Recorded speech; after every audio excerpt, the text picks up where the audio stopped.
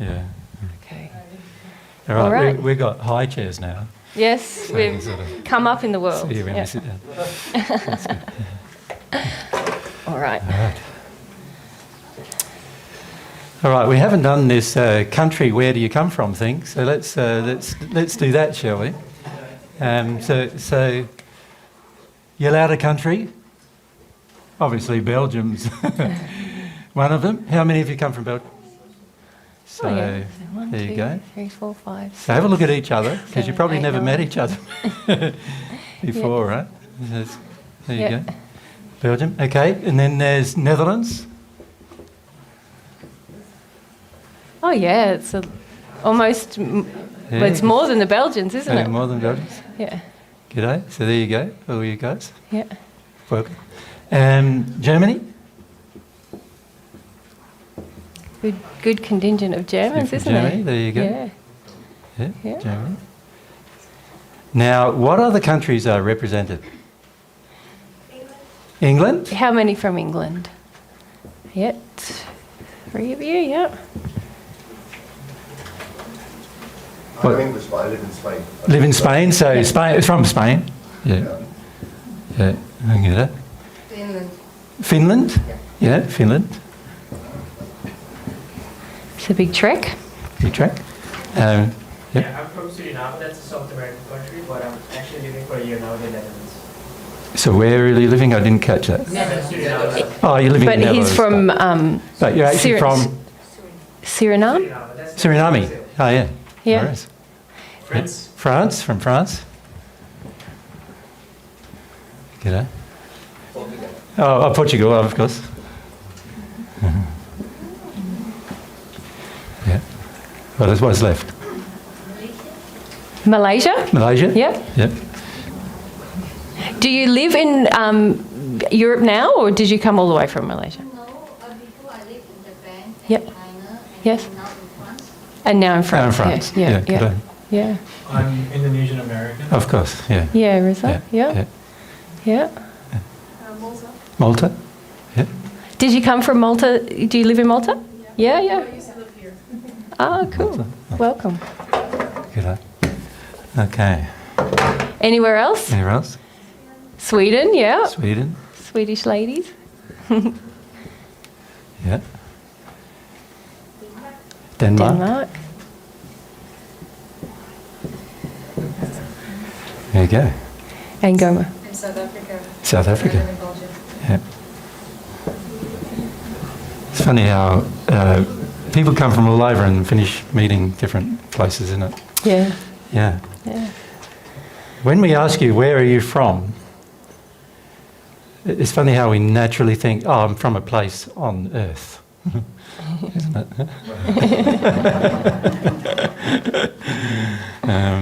You didn't ask for the solution. Yeah. Yeah. Can you see a part of our issue when we're trying to examine who we are, like where we come from, who we are, the majority of us are very much centred around our country of birth or country of origin. Can you see that? So here on earth, that's a very common thing, isn't it? Because you're brought up and you're simulating this world we're living in, this earth that we're living in, the physical, you could say the physical part of the universe, in a manner that is focused on your senses and what you see.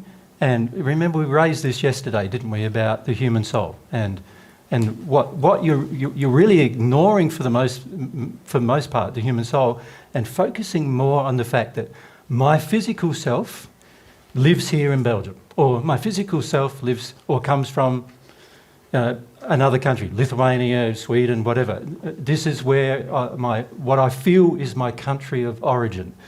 And it's really interesting because in every society, there is sort of almost a pride of your country of origin, isn't there? Mm-hmm. Where you feel like, I'm from this and I'm from that, and you identify with these countries. And feel like we belong there, don't we? Yeah, and belong. Yeah. and there's your even the language you speak, of course, creates separation between yourself and a person from another country, doesn't it? Because as you know, when you go to another country and you don't speak their language, there's a whole heap of things going on. You've got no idea what's happening. And aside from anything you can observe with your eyes, you can't work it out until you learn the language. And so there's all these barriers here on earth that are constructed, and in a lot of ways purposefully constructed for you to live a very limited life. Right? And this has been going on for millennia, for thousands of years, this problem. And so we've all been brought up in this environment that is detuning us, steadily detuning us from feeling that we're brothers and sisters, and steadily detuning us from our actual origins, right? So the question then becomes, where do we really come from? Isn't it? Now, if we're just a physical being, then you do come from the country you were born in. But if you're not just a physical being and you actually have a soul, then where did that come from? Now, the reason why I sort of remind you of these things, because I know you've listened to videos before or whatever and heard about this before, but the reason why I'm reminding you is because unless you understand that there's a part of you, and by the way, it's the largest part of you, that isn't physical, in the sense that it isn't what you can see, touch, taste, but there's a part of you, and it's your, you could call it your real sense of yourself, who you are, comes from a location that's not of earth. So you know how you could really say that, you could say instead of all of that, you could really say you're earthlings, couldn't you? Temporary earthlings. And in a way, you're temporary earthlings, but the trouble is, a duck also comes from earth, so a duckling is actually an earthling as well. So ducklings are earthlings. Now, what's the difference between you and a duck? Well, I think it's quite obvious. There's a few differences physically. Feathers, someone said. Yeah. But it's interesting that we identify to a country rather than even to a group of people that are not of a country, isn't it? So that's interesting itself. Like a duck is a duck no matter where you go.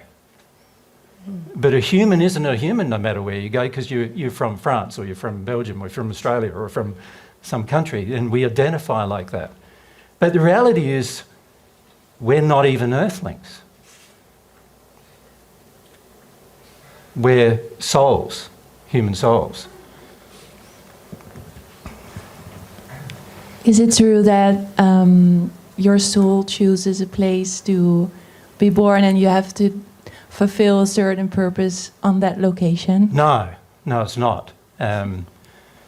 Although that's the New Age philosophy, and it all sounds all good that you chose it, but the reality is there are many, many factors that determine where you're actually born on Earth. And those factors have a lot to do with your personality and nature and the needs of the society in which you're born into. And what from God's perspective, how that society is going to become more loving. So God's intention is that where you're born, you would, if you were your true self, you would aid that location to grow more in love towards some kind of development in love. But unfortunately, what happens is the imposition of society, family, education, and other things play a role in destroying that pure intention that would normally be there in your soul.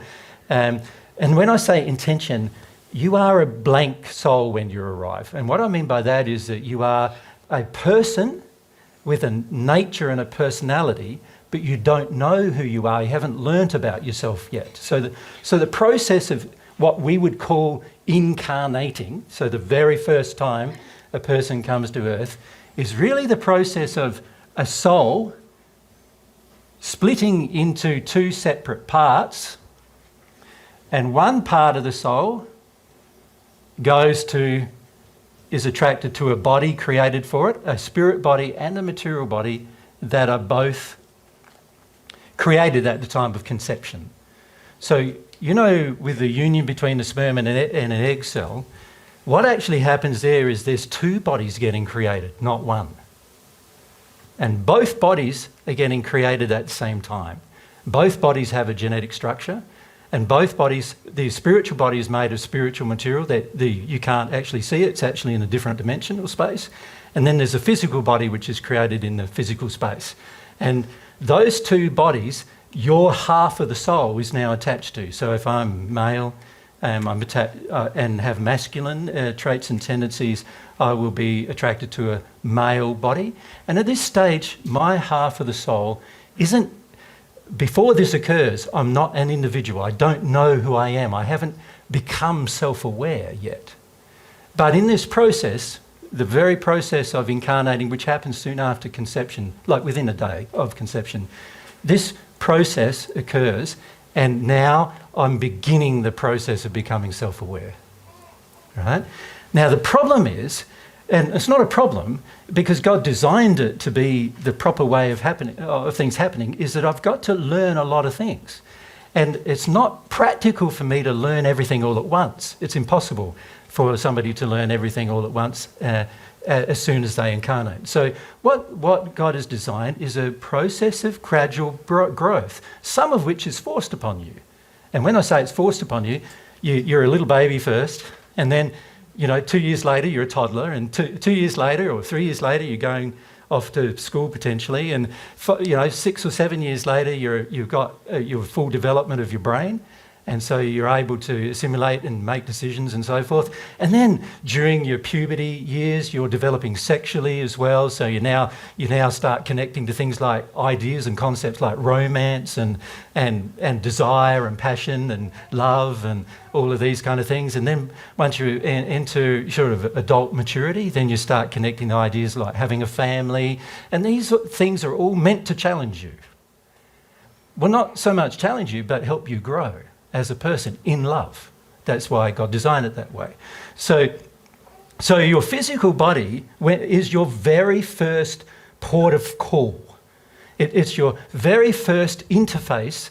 The soul, your half of the soul, remember there's this other half that also has to go through a process too, a similar sort of process where it will be attracted to a body, right? And it will have a spirit body and a physical body created for it as well. And both halves are going through this process. So let's say that half is more attracted to the female, and so it's going to be attracted to a female body. And so now you've got one half of your soul. Your whole soul is one soul, but half of it is you. Half of it is each of you as individuals. And that half is in a process of discovery of its half self. But also, at some point, it's going to have to be in a process of discovery of its whole self. In other words, discovery of its other half as well. At some point, it's going to have to do that as well. God designed it that way. Now, for the majority of people on earth, there's hardly any awareness of that at all, right? And in fact, there's this whole concept that there's no half of yourself, you're just you, and you're an individual, and you've got to make your way in the world as an individual and so forth. That's the general philosophy here on earth, and that philosophy on earth has been here a long time with some exceptions. And when I say some exceptions, there's been some spiritual people in the past who haven't heard about God's love or God's truth. This was way before that was on offer, and they discovered they were half of a soul. So Socrates and Plato were two of those kind of people who they recognised that, there's more to me than just what I think I am, but there's this other half of me that I can feel some sort of connection to. And they started to recognise they did have another half, a connected half, somewhere else in the world. And they didn't know, of course, at that time how to discover that person, or how to find them, or what kind of things in the soul, what kind of abilities or attributes of the soul would cause an attraction. But they they did understand they were there because they could feel them. So in history, it's been rare for a person to feel that way. Most people sort of feel quite insular and self-aware in the sense of their half. When I say self-aware, they're aware that they themselves are a conscious, thinking being, able to make choices, able to make decisions, able to live harmoniously or disharmoniously with its environment. They're able to make decisions and choices that affect the rest of their life. They're able to determine a future. So that they recognise that this is way beyond what an animal is capable of doing. Right? So we know we're not animals in the sense that our soul isn't the animal, because this soul is capable of this self-awareness that the animal body is not capable of having. So you could say the human form is really an animal body, but there's something inside of it, the real part of you, that is way beyond an animal in terms of its capacity and its understanding and its abilities.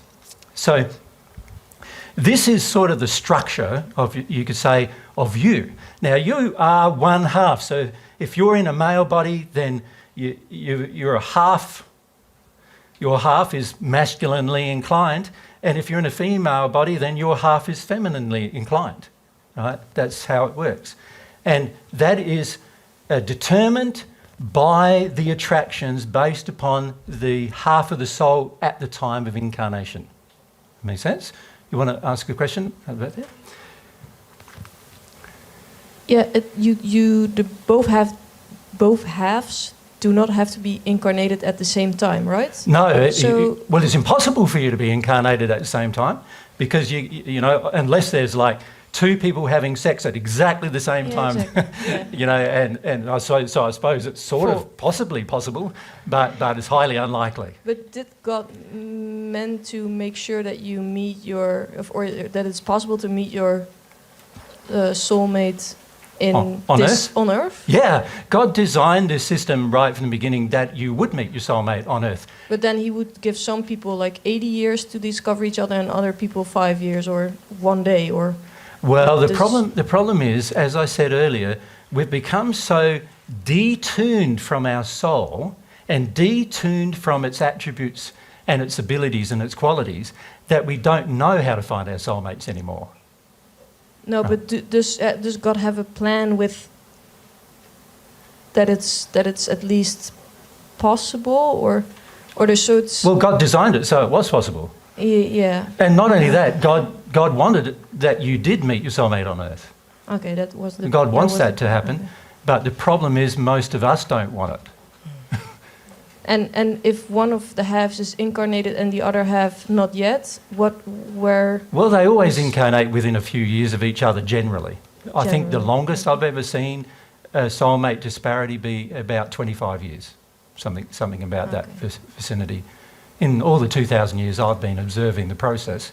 So it's, you know, I'd say there might be people that have incarnated with a larger gap, I don't know, but I've never observed them. Yep. If we come down here.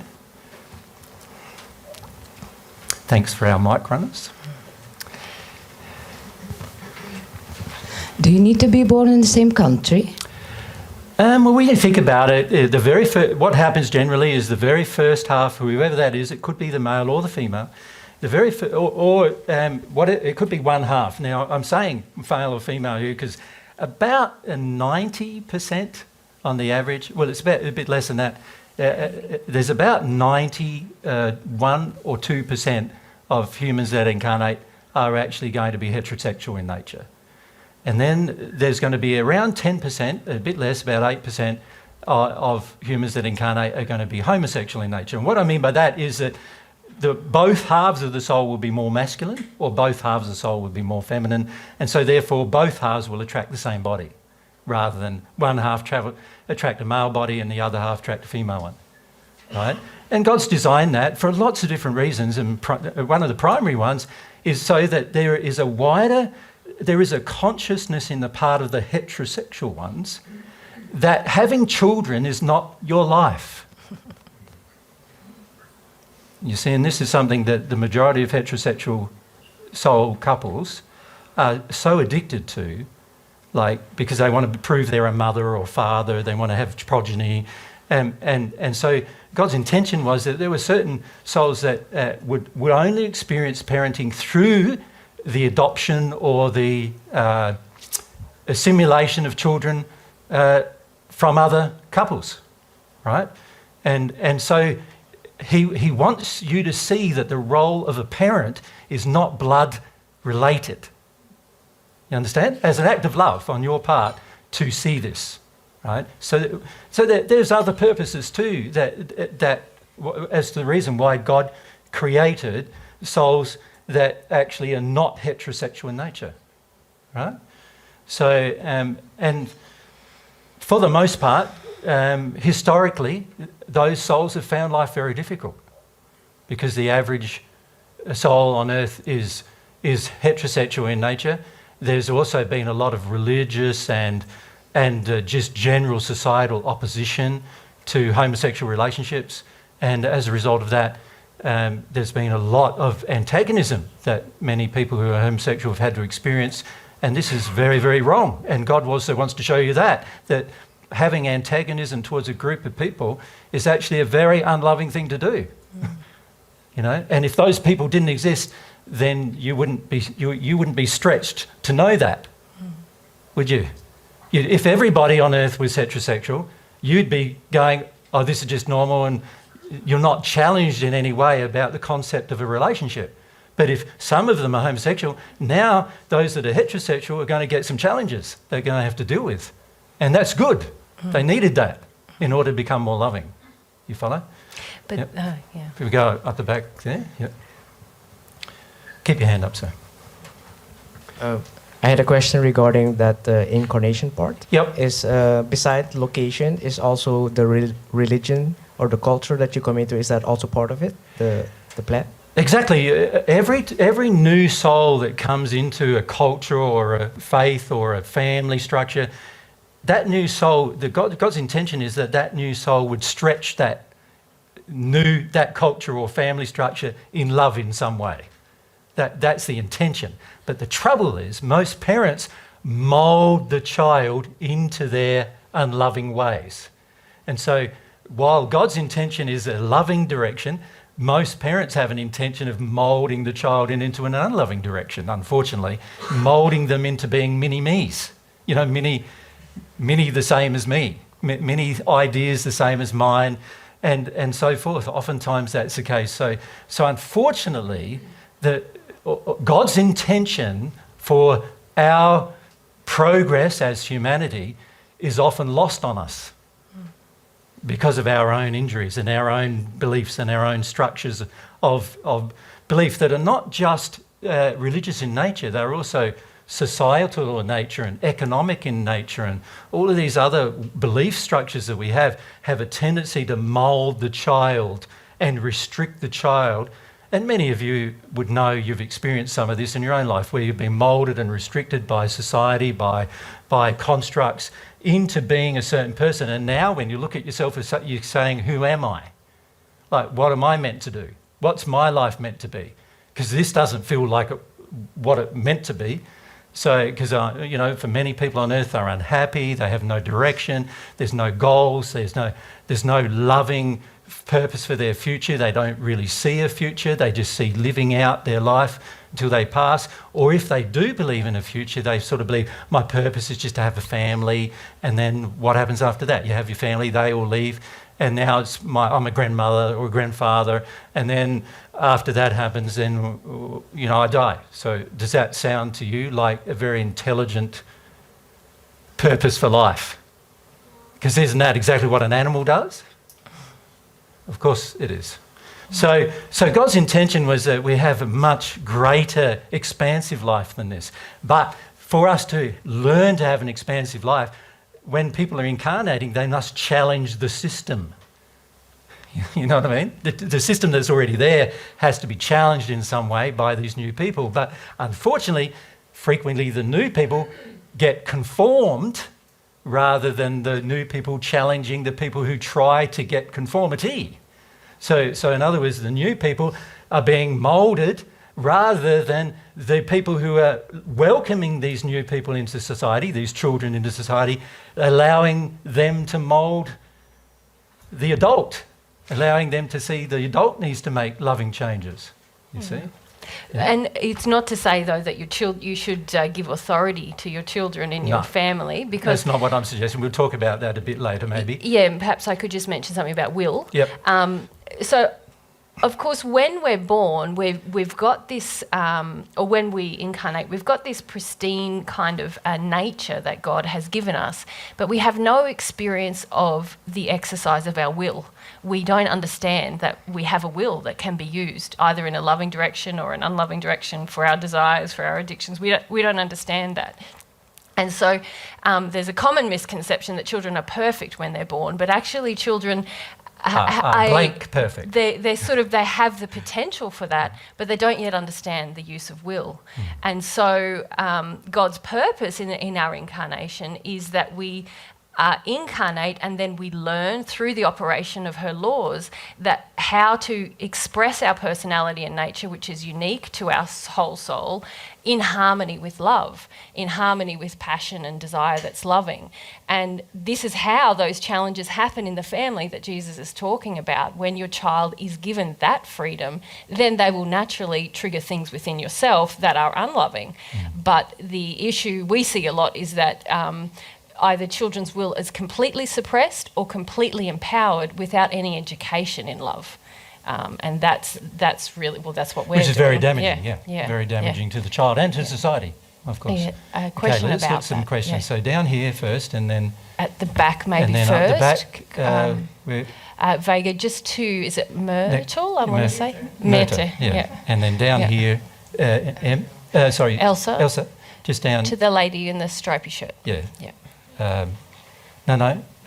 Just keep your hand up. No, Yep. this one. Yes. Yep. Sorry, I've forgotten your name. Yeah. No, come here. I can't see it. Okay. I can't see which person you're pointing to. Yeah. Okay. Thank you. So up the back.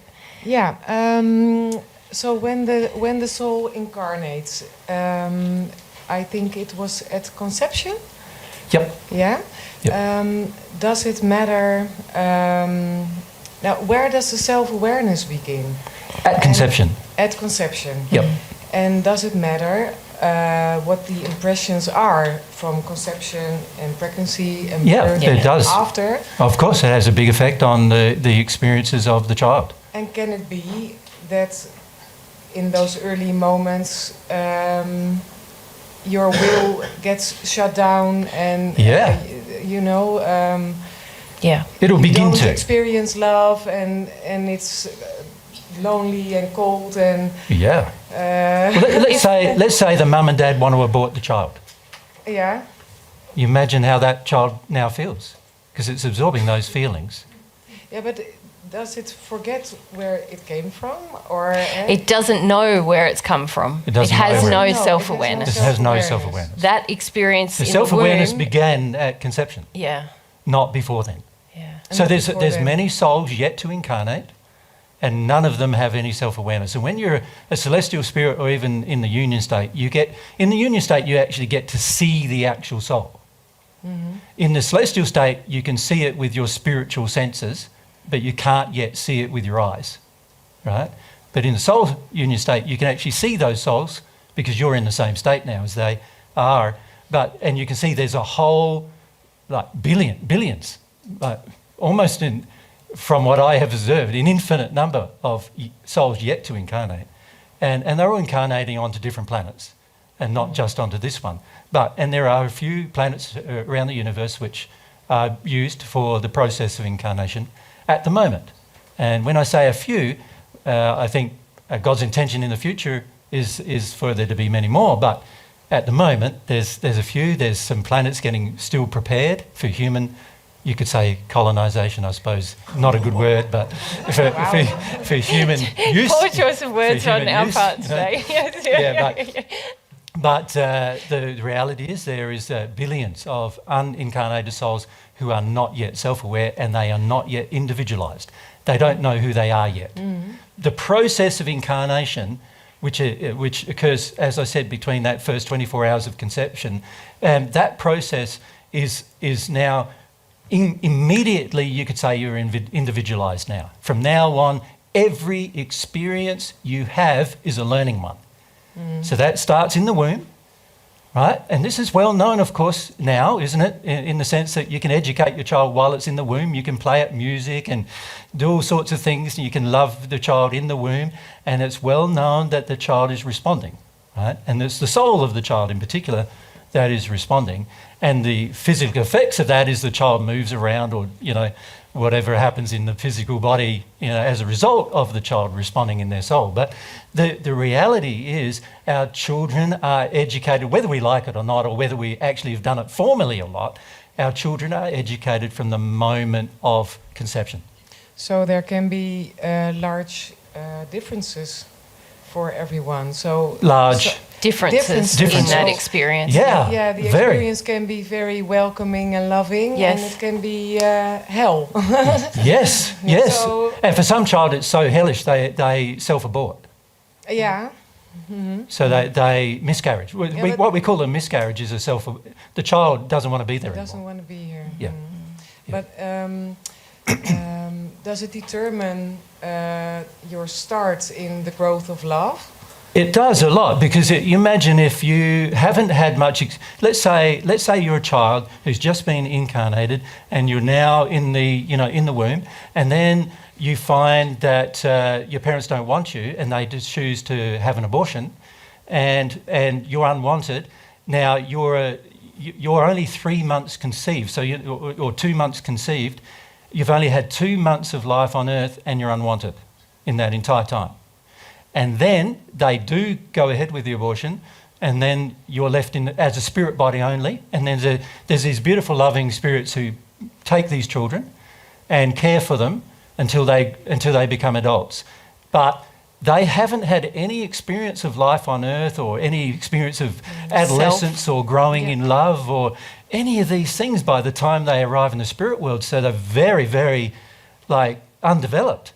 And there's a whole lot of education they need to receive that is way beyond the education you'll need to receive when you pass, because you've had those experiences.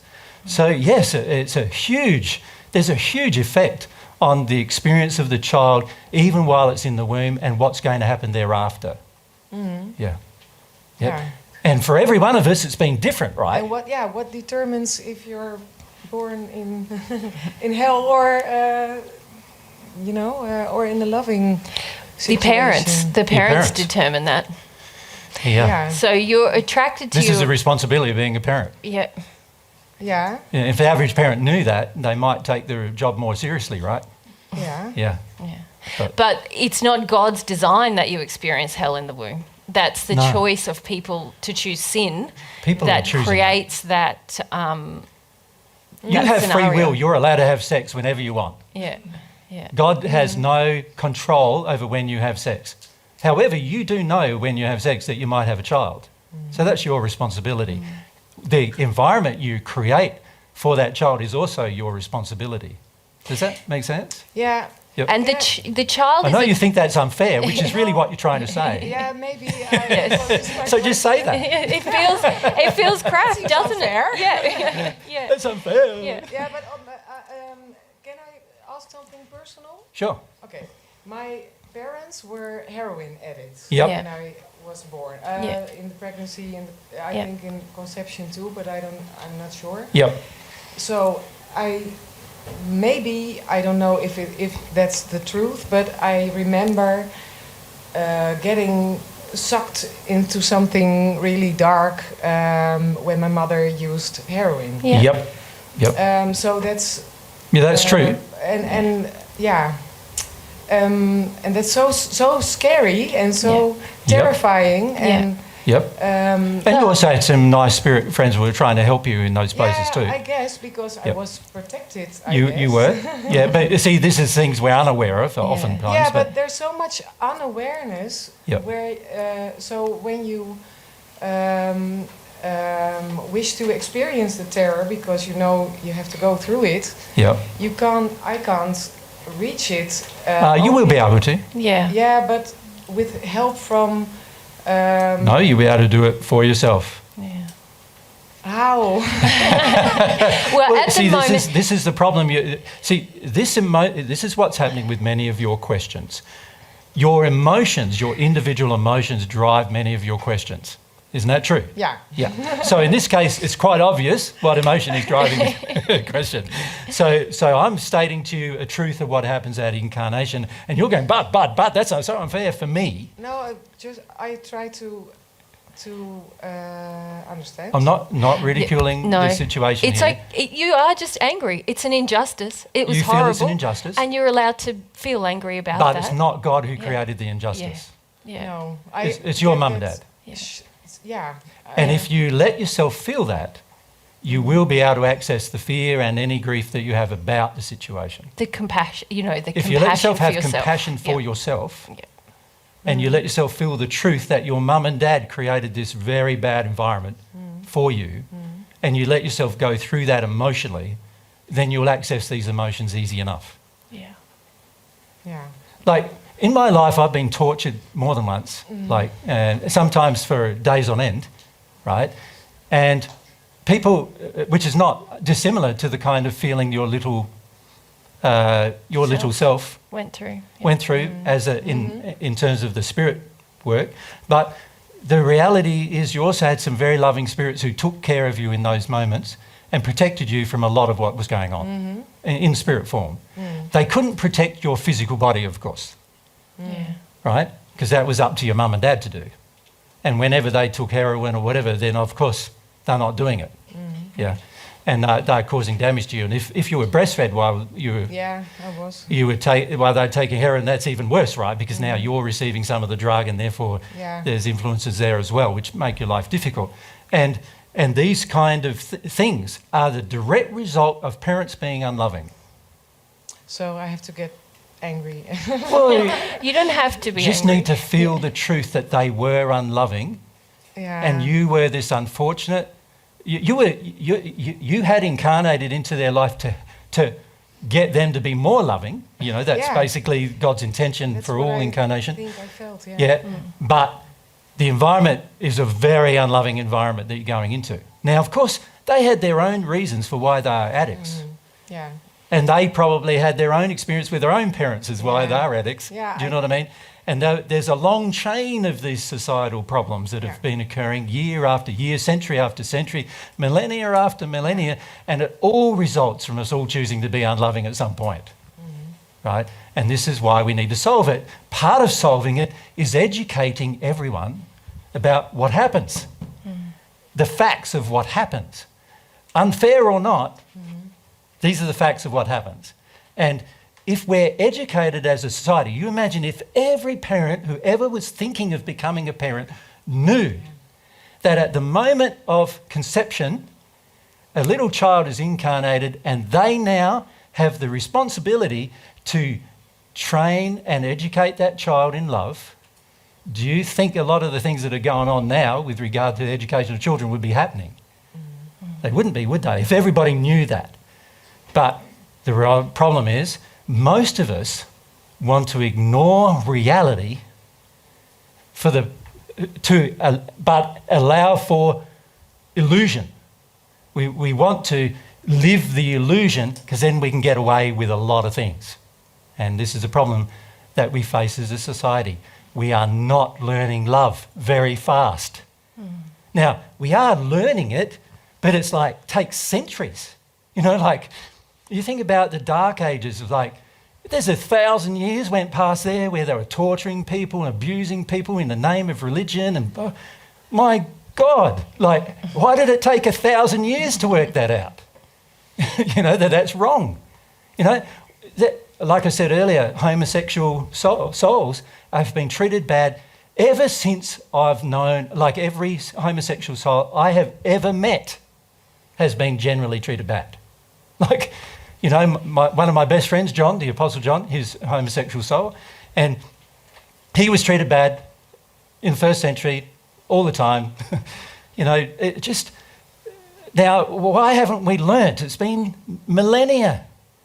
where there's been like up to nearly 10% of all people ever incarnating have been homosexual, and yet it's taken us thousands of years, and still today there's countries like Russia and other countries like that still saying we're going to ban homosexuality. There's even in some like democratic countries, they don't recognise homosexual marriages. What's going on? It's because we don't learn love very fast. We don't learn what a loving thing would be very rapidly.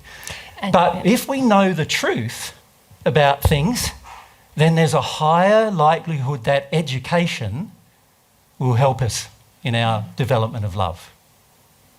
And what I'm suggesting to you is that the education you're going to need to go through is that you're allowed to say, my mum and dad were rotten to me, because they were. And they did bad things to me and it affected my life. And you're allowed to grieve it. You're allowed to have that grief. And if society was more loving thousands of years ago, it probably would have never happened to you. Because by the time we arrived at our day, all of us would be living in a paradise, wonderful condition where new children are welcomed on the earth, and none of them have ever got parents who are drug addicts, and none of them have ever got parents who are alcoholics, and none of them have got parents that smoke or do unloving things to other people. No one ever goes to war, and no one ever, these kind of things we can solve, but they are our creations. They're not God's. Mm-hmm. Does that make sense? And I think something that I noticed for yourself and many people actually yesterday, there's this grapple with the intellect to understand, well, how could this be? Yep. And then there's the anger of like, that's so unjust. And really those two mechanisms, the intellect and the anger are the ways that we've learned in our flesh suits, like Jesus was talking about yesterday with our senses, to kind of stay away from the soul feelings. And as you pointed out, you have some feeling of the soul feelings of what you went through in that state, but there's this resistance to just grieving and softening, and so you go back to the intellect. How could it be? Oh, angry. It's not like that for other people, and these are it's coming to terms with the fact that these are the things that we use to stay away from the soul experience. Yeah. And you got to be careful of misplacing your anger. Yeah. Your anger, when it's directed at God, is directed at the most innocent party to all of what happened to you. Yeah. Like, God only wants loving things for you. Yeah. And so when you direct anger at God for creating a system like this, for example, you're actually directing anger at the most innocent party. Yeah. And then the parties that are actually responsible, which is not just your mum and dad, but also the society that allowed your mum and dad even to, why wasn't you taken away from them right from birth? Yeah. Like a society that allows drug addicts to have children and then says, oh, the family relationship is more important than the welfare of the child. That society's got problems. That makes sense. Because, and we're so focused in this society of making family sacrosanct. In other words, family is holy, and in doing that, we overlook so many bad things going on in families. We overlook, abuse of women in particular in family arrangements. Husband abuse of women. We overlook the abuse of children. We overlook the lack of care of a child. We overlook the lack of education of a child. We overlook so many things because we go, but it's the mum's responsibility. Well, if the mum is proving or the dad is proving that they don't love the child, then it's society's responsibility to do something about that. But you see, none of us really believe that, because how would you like it to be society saying to you, I'm taking away your child because you're being unloving? The majority of people go, that would make me very angry, so I'm not going to do it to anybody else. And so we have a lot of emotional problems as to why we're not loving as a society. And that's very unfortunate, because what happens is you end up with children who have lived a life like you lived in the first few years of your life, which is completely unnecessary. Yeah. Thank you. Oh, yeah. Do you want to go? This lady had her hand up. Now, if we go, it's on the same subject? Yep. Let's ask that one first. Yep, sorry. Yeah, I can feel this anger towards God, like a projection. Like it's really my parents that were unloving. Yep. It's very strong, you know, like really, really angry Yeah. with God.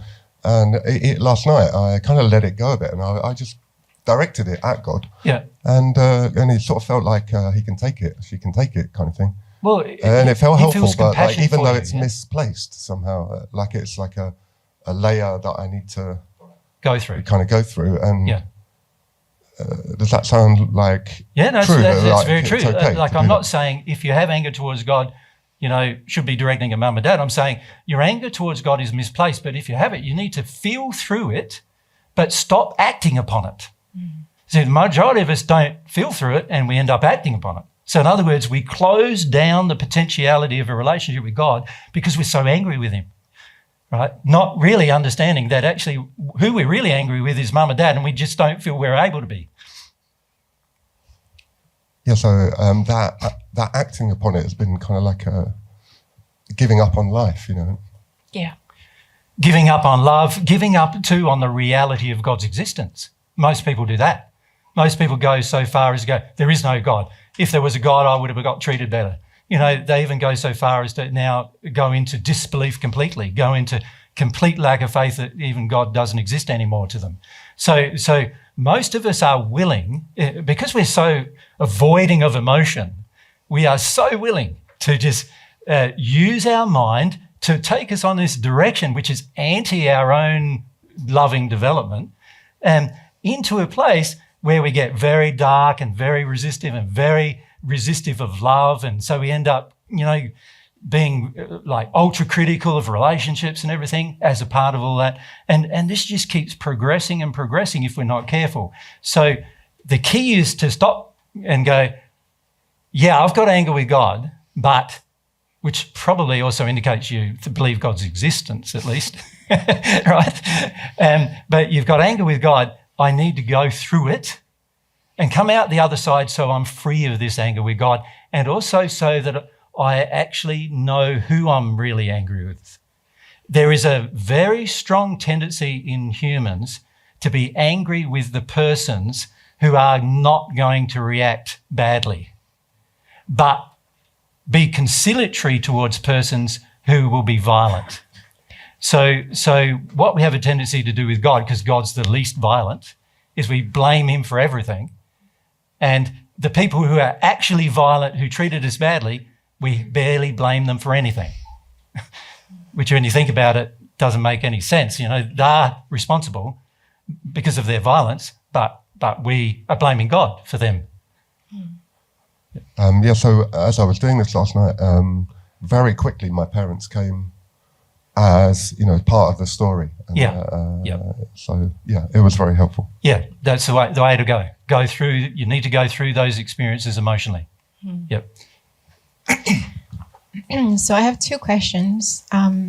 So when one half of the soul is incarnated, Yep.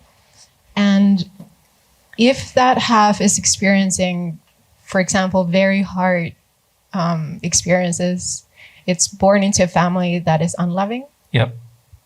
By the way, all of you have been born into families that are unloving. To be born into a loving family, you'd have to be born by celestial parents. But so this, it's just what the degrees of unloving are, isn't it, really, at the end of the day? But go on. So if there is a lot of unlovingness, Yep. does it affect the other half of the soul that is yet to be incarnated, or if they have already incarnated? If they are yet to incarnate, the answer to that question is no, because the other half is yet to begin the process of individualization and self-awareness. So, but as soon as it incarnates, these two are connected. And you don't realize it, but there is a cord actually, and most spirits who in low conditions don't understand this, but there's spirits in the higher spheres, in the celestial spheres. You can see the cord that joins the two halves. You can trace it from one to the other. So if I want to find your soulmate, if I can follow the cord, it's a pink rose-coloured cord that goes between you and your other half.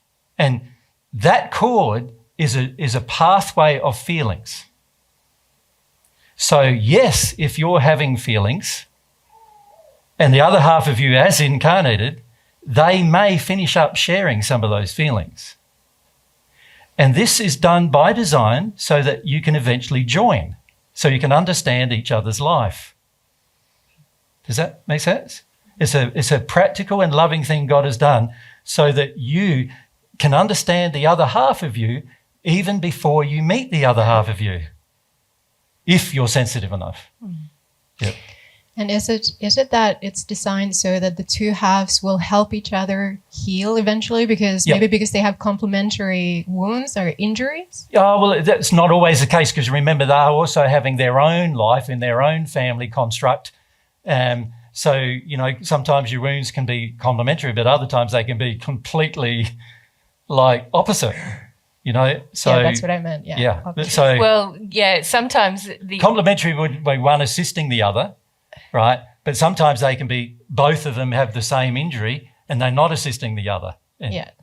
So they actually give each other the hardest time when they meet. So they can, yes. Yeah, and they can also, I've also seen ones meet and they've got so many injuries that are identical that they're so bound to each other in their codependence for their injuries that they never even have a soulmate relationship, because they're just bound together in their injuries. So an example of that is, let's say you've been born into a family who feels the man is the most important person in the family, right? And let's say your soulmate has been born into a family, he's male though, and he's born into a family and he thinks the man is the most important person in the family.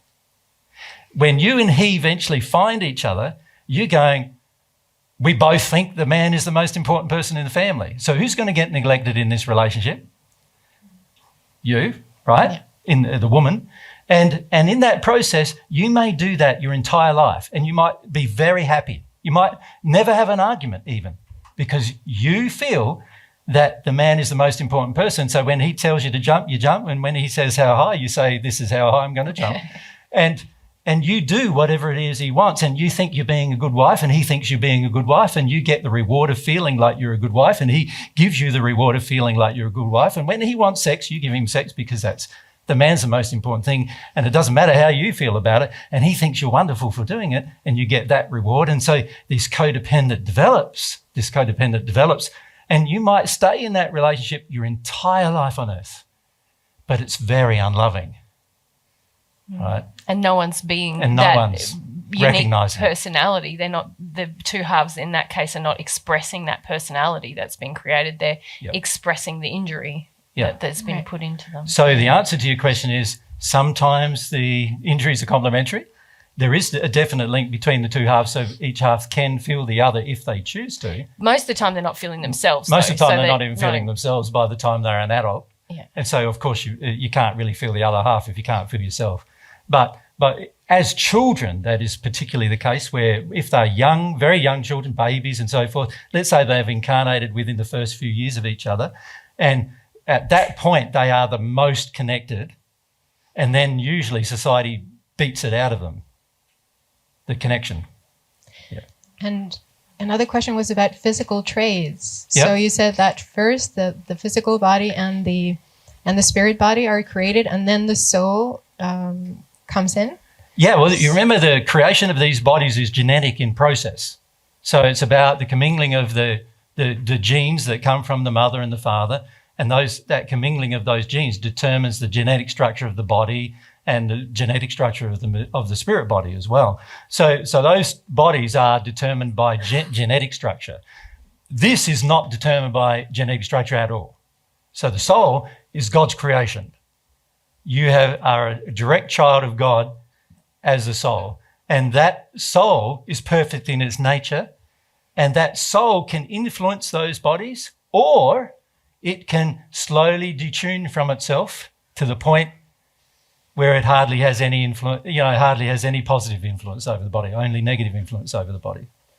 And the characteristics, for example, of our face, Yeah. does it reflect the soul characteristics? It can come to the more the soul influences the development of the bodies, but at the beginning for most people it doesn't. The genes determine. Because the two halves of the soul can look very different also. Yeah, yes, they can look very different, but eventually they start to look the same. Depends how close they come to each other. And how much they're expressing And how their much, yeah. soul. Yeah. Yeah. Thank you. Yep. Which is cool. Physiologically, they come to look the same, yeah.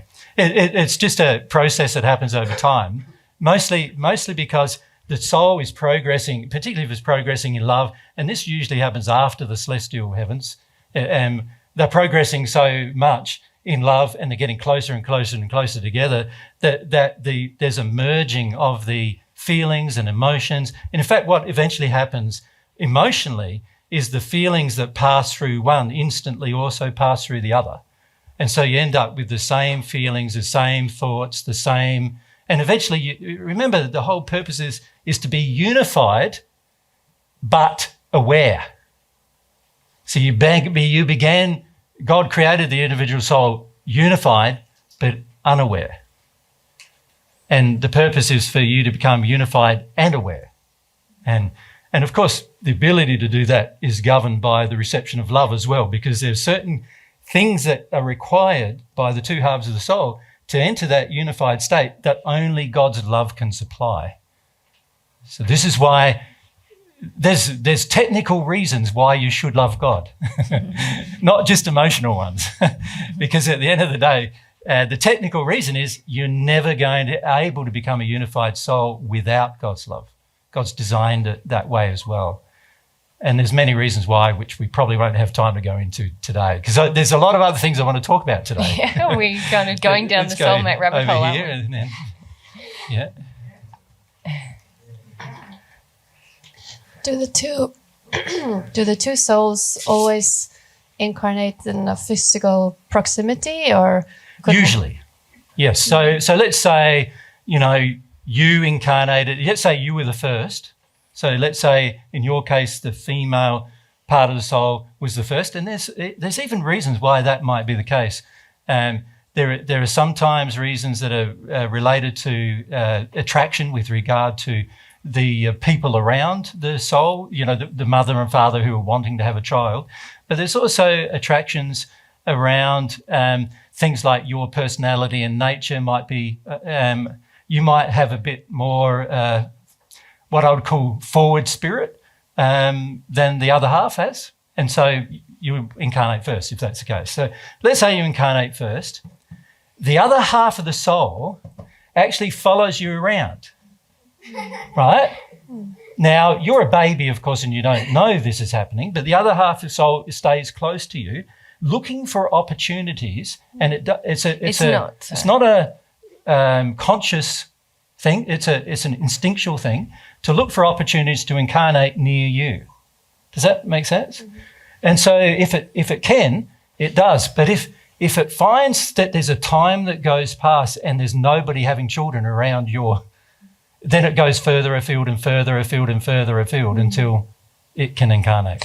There's lots of laws governing it. So it's not just any person having a baby nearby, obviously. It's also based on the personality of the parents and the personality of the child and how that child may trigger that parent, into more loving condition. There's a lot of factors involved with the laws, and it's impossible to describe them all in an afternoon with you guys.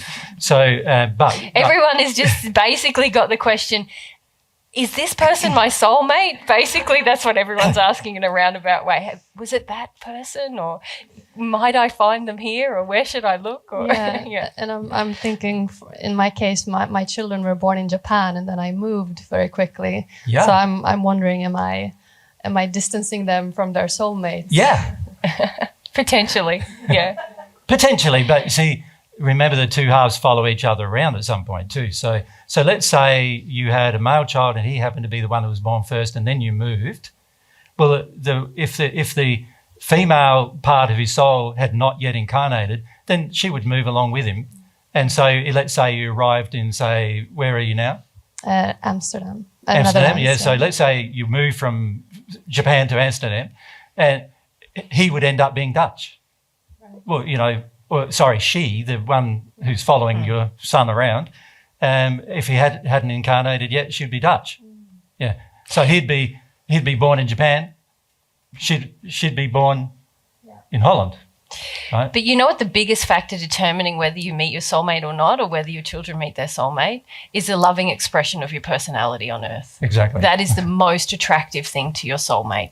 Yeah. Express yourself lovingly, your true nature and personality, and especially in this day and age where everyone's moving. Look at all of you. You were born here, lived there, going there. You know, everyone's living everywhere and moving around. God's laws have designed it that soulmates will meet when they have that loving expression. And sometimes you meet even before you do, but you just don't recognize each other. A lot of times. Yeah. So if you are expressing your personality, you're growing in love, and you are desiring your soulmate, you're bound to recognize them. Yeah. Yeah. Yeah. Yeah. So, else, sorry.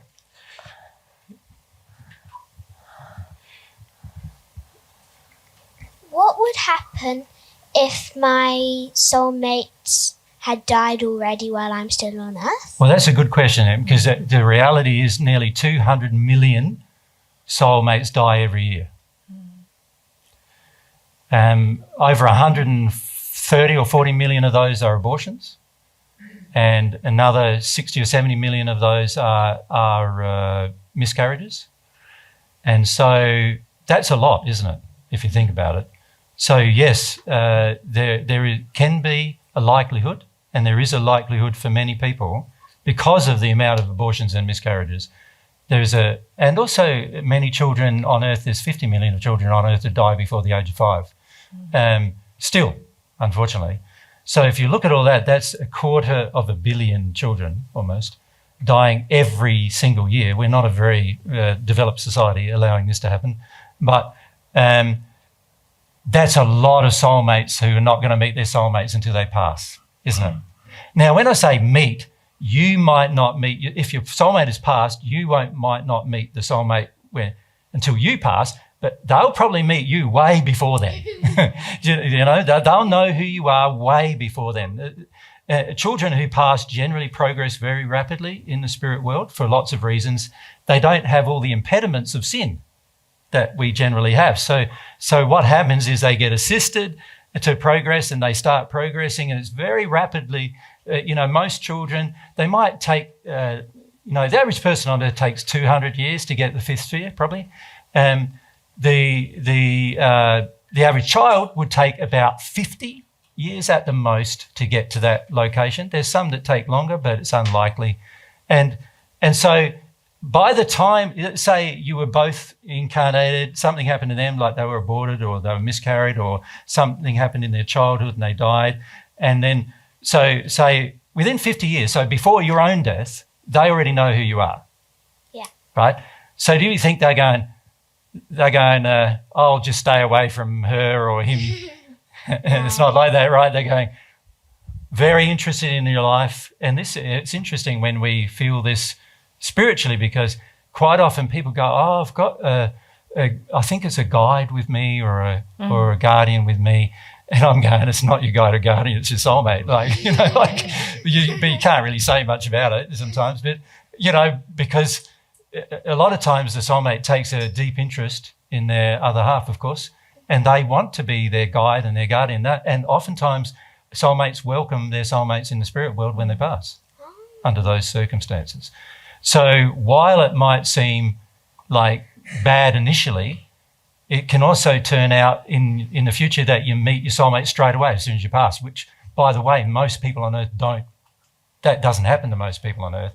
What happens to most people on Earth is they're so detuned from their soul qualities and attributes that it takes them nearly 100 years before they even develop them, and another 100 before they meet their soulmate. Yeah. And there's plenty of spirits I know that haven't met their soulmate in 2,000 years. Yeah. So, what can sometimes seem like a disadvantage, looking at it from a human perspective, sometimes it can turn into a great advantage in your spirit life. Yep. An example of that is if you're very poor on earth. See, people who are very poor on earth generally don't have a lot of expectations. They don't have a lot of demands. They don't generally boss people around very much. They don't see themselves as better than others generally. And so on earth, it might seem that they have a poor life and a difficult life. But as soon as they pass, they're already in a better condition than the majority of people on earth are. Yeah. And as a result of that, you know, most rich people on earth can spend thousands of years in the hells after they've passed. And yet many poor people on earth might only spend a few years there and then they move on very quickly.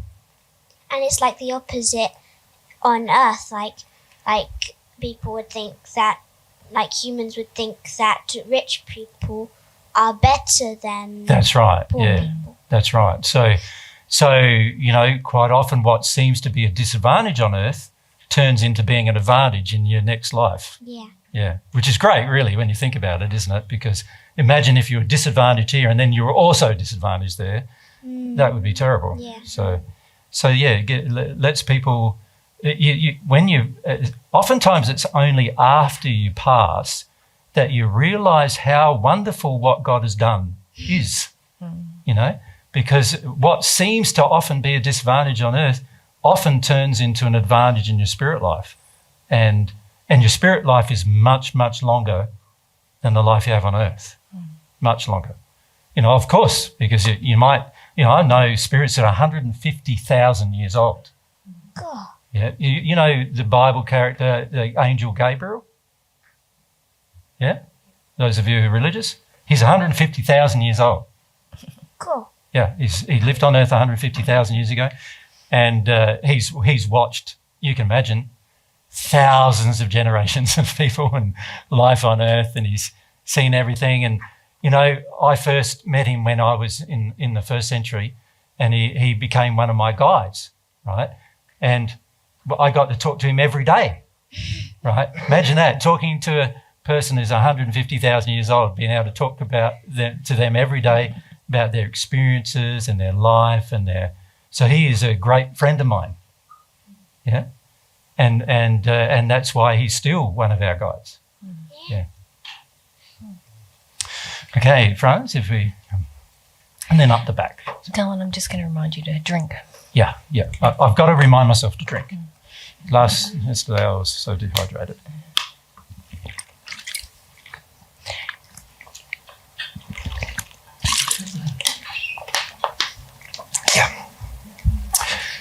Just on the last point you mentioned, it must have been totally amazing for him to accompany you in your development and even to learn from you how to absorb God's love.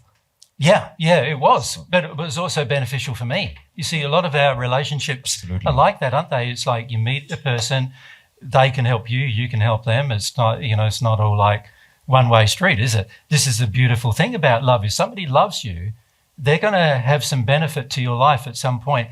And if you love them, you're going to have some benefit to their life at some point too. Yeah? That's how it works, which is great. Hey, I'm just wondering, should we have a short break? And, well, we don't have to. I'm just remembering everyone's questions. Well, no, I want to. How are you with the toilet? Good. No, good. And I just want to make sure that, because we hardly have progress beyond upon what actually happened right at the time you got conceived, right? Because you ducklings, I mean you earthling, well, not even your earthlings, because you're not that either. But this is how you came about, which is really important to understand. Yep. So have we got any questions about that process? Because we want to focus back on that process. Yeah? You good? So up the back over there, right at the back, thank you. And down at Mia, down the front, thanks. When you know who is your soulmate, when is it the right time to tell him or her? When's the right time to tell them? To tell them, to when you tell know. Tell them.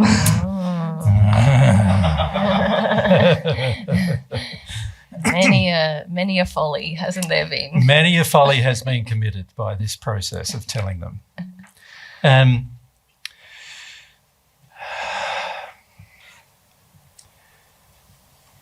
Firstly, it must be said that unless your development is of like a fifth sphere spirit in love, it's highly unlikely you know who your soulmate is. So For sure. Yeah. Yeah. So the majority of persons on earth have a feeling that person my soulmate. And what they do then is they target them very unlovingly, badgering them and pushing them until the person agrees. But that's not going to help your soul, because for your soul to join, the two halves must independently come to their own assessments. Independently. So you telling your soulmate or not, and particularly if your development in love is quite poor, you're telling your soulmate who they are. It's highly unlikely the person you've selected is your soulmate for a start. And then let's say on the off chance they are your soulmate, you are now like quite strongly affecting their life, manipulating in fact their life if you're not careful, just to meet your own desires, which is a very unloving act to commit. So you need to be very circumspect about telling your soulmate about who they are. So when I met Mary in both centuries, I didn't do that. I knew who she was, but I didn't tell her. First century or now, right? I think you need to look at your motivation for telling someone that they're your soulmate. Yeah. Like, I do understand pure? that it would probably be exciting, or, you know, if you feel like I've found them finally, but you have to be very humble in that process about, am I in an addiction? Yeah. Mary said it's very exciting and it found them finally, but that's not how you actually feel. How I felt was, now I know. Relief more than excitement. More relief. Yeah. Now I know. Now what I started to do after that is I said, well, what can I do to create opportunities for us to meet now that I know?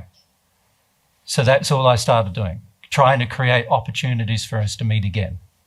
Does that make sense? Yeah. To spend time with each other. Just spend time. Yeah. So the other person can come to their own conclusions. But if the other person doesn't want to spend any time with you, then you really need to leave them alone. Don't you? It's sort of, you don't have a rights over the person just because God created you as one soul. Yeah. But see, now we're getting into a discussion about soulmates and finding them. And to be frank with you, you're not ready for that yet. We've got to go back. Right, we've got to go back to the basics and understand the soul first. You understand? We've got to go there. Yeah. So are there any more questions about there? Yep. So let's come forward. Yeah, I'm quite interested. Like, so the soul gets split into two. A bit closer with the mic if you can. Oh, sorry. Is that better? Yep. Yep. But there are a lot of people around that are not your soulmate, but you can still feel really connected with them. So I would say you could feel connected with every person, but not the same as you feel with your soul, mate. Yeah, but it can still be quite nice to also be connected to souls that are not your soulmate, right? Are you talking about a sexual connection? No, friendship wise. Well, that's the big difference. You see, the soulmate connection is a sexual one. Okay. All of us are brothers and sisters. But your soulmate is the other half of yourself, a very different person. Yeah, but you get friends with some people, but you don't get friends with other people. True, and then you could say it's even more special because you're not even one soul, but still you can be very close to someone, not sexual, but in friendship. You can be very close with people, any person, yes. Yeah. Yeah. And God likes that too, right? Of course. Okay. Yeah. Well, God loves. Why are you worried about that? Yeah. What is the because motivation? there's so much. We talk so much about soulmates, but not so much about friendship. And Well, can I say this about friendship? Friendship is based on two things. It's based on, firstly, how much love you have for each other. Now, very few people on earth know how to express love or receive it. So that's why when you do have a friend, that you eventually have some love for, it's a special thing.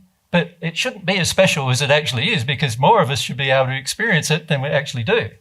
So that's first. Secondly, there's a common feeling of goals, of life, of things that you want to experience. You could say there's an attraction, a law of attraction governs, the law of attraction governs what you are passionate about and your friends are passionate about. So an example of that is my closest friends are all passionate about redemption of humanity. That's my closest friends. So in the spirit world and on earth, there's, others of the 14 are on earth. My closest friends are the people who were passionate about the redemption of humanity and the sharing of truth with humanity. Now, there's lots of other friends I have, but they're not passionate about that particular thing to the extent that I am. And so we spend less time together. But the friends who are passionate about those things, we spend a lot of time together, right? And that's how it's going to be with your life as well. You're going to have special friends where you're going to end up meeting them and you go, wow, we're passionate about the same things. We like the same things. We want to accomplish the same things. Let's get together and do it together. And let's enjoy each other's company while we're doing it. God wants, though, for all of us to feel like we're friends with everyone. And no person is more special than the other. Like, even though I might have a friend that I enjoy their company more than I enjoy other people, I don't think that they're more special than you. No, but sometimes when we talk about soulmates, it feels like everyone is like, all the attention goes to, okay, my soulmate, but then like we... So you're having a rebellion against soulmates? No, yeah, maybe a bit. Then it feels like they're well. Aren't those people allowed to have their feelings? They're just having some feelings, and you're feeling a bit frustrated by that. Yeah, I guess so. Yeah. That the focus not about brothers and sisters anymore, but more about Your question is dominated by your emotion. Yeah, maybe. Yeah. So you just need to feel about your. You need to feel how you feel about everyone. Cool. But can we move on back to the subject? Yeah. Everyone keeps thinking when you do this, you're talking about soulmates, but you're talking about incarnation, aren't you? No, I'm trying to describe. See, before you can discover the other half of yourself, you need to discover yourself. And this is what most of you are skipping over, right? When you aim a lot of questions about almost my soulmate and where do I find my soulmate, you're not understanding that the way you discover your soulmate is by discovering yourself first, right? And being yourself first. That's how you do it.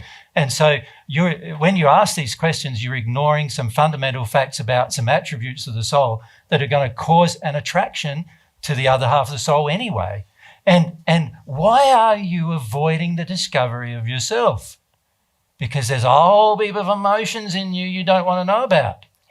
Right, that need to be known, need to be understood, right? So this is very important to understand. So we need to focus our attention back on the discussion rather than get sort of waylaid of discovering my soulmate. I need you first to understand how to discover yourself. And we haven't even got to that yet, have we? And we've spent an hour and a half already of today. Can we go, yes? And then Rizzo. Some children are born with, for example, cerebral palsy, autism, ADHD. Yep. Is that also a cause of from the parents' injuries? Yeah, well, not just the parents. It's the long lineage of injuries of that whole family chain, isn't it? It's not just the parents. What generally happens with regard to what you would call child onset or child born with child, what do they call that? There's natal or prenatal conditions.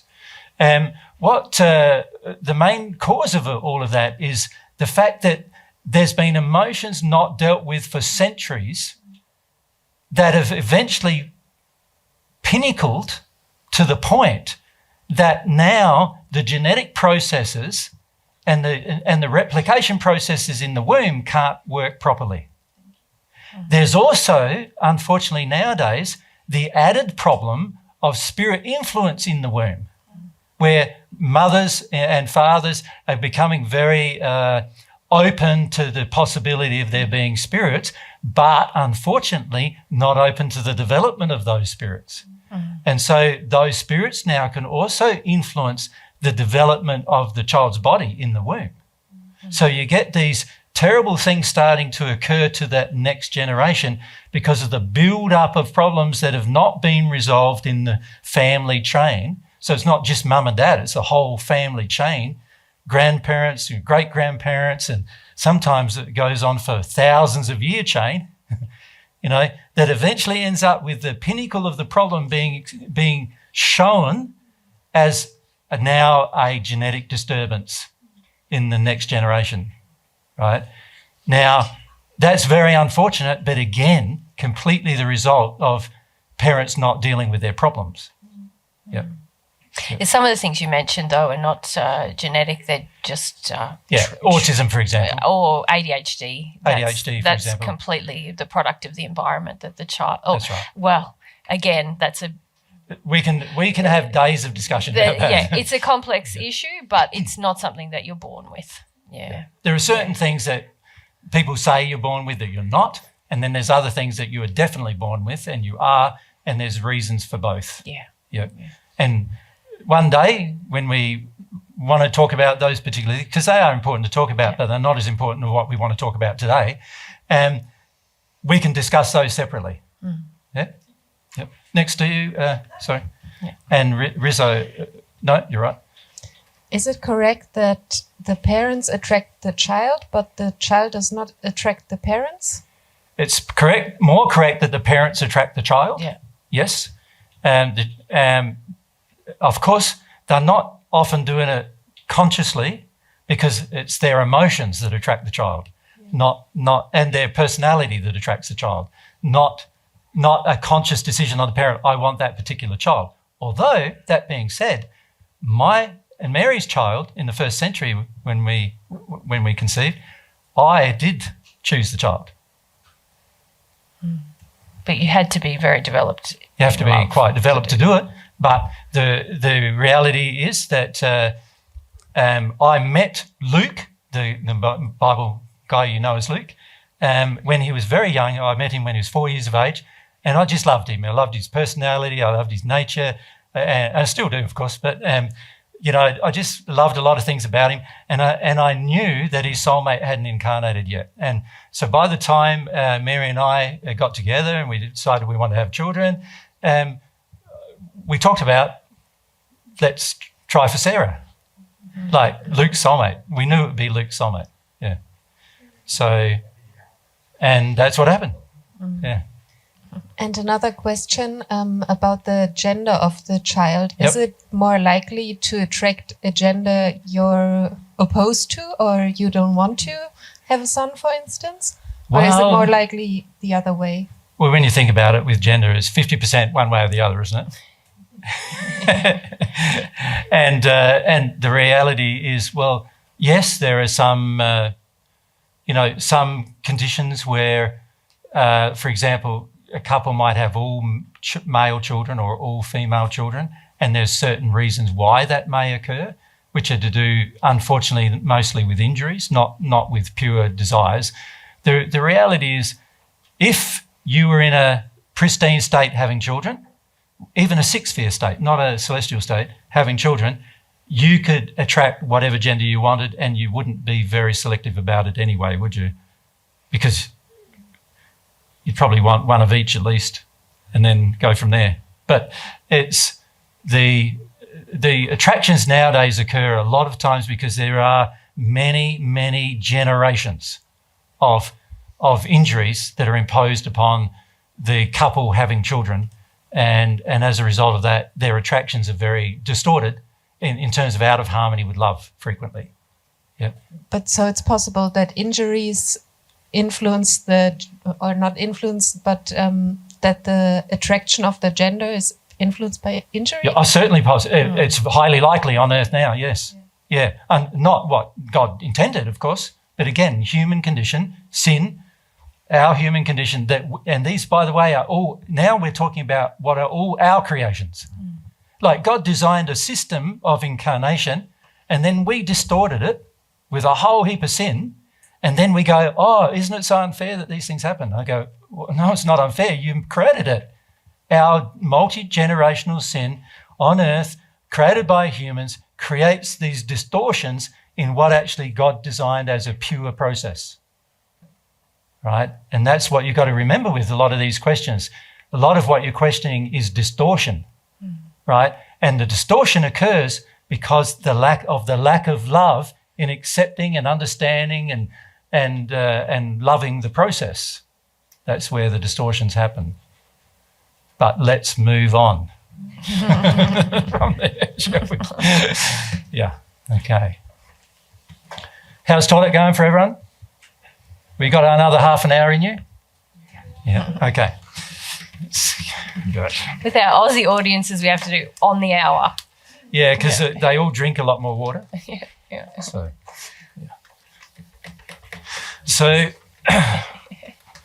basically what we're saying is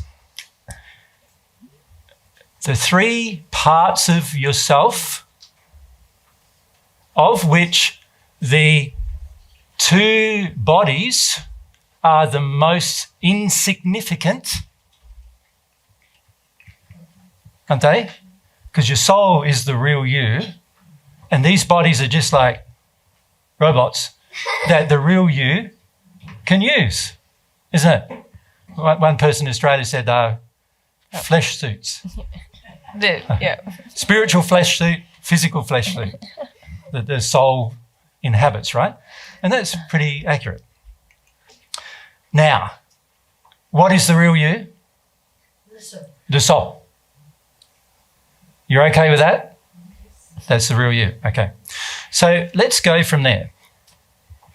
Can you see that when you, and just, this was very prevalent yesterday, by the way. Yesterday, I don't know if you noticed, but there were a lot of what I would classify as combative questions, right? And the reason why you get so combative is because you're focusing, remember, your attention on what you can see, hear, taste, smell, and feel. Right, feel like sensory. Physical touch. And then what you're doing is, because we're so divorced from what I would classify as our soul senses, you then start processing all of these things with your mind.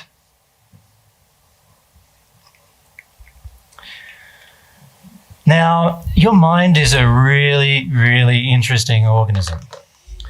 And there's, in the future we'll be saying a lot about it more technically, but for the moment it's very important to understand a few things.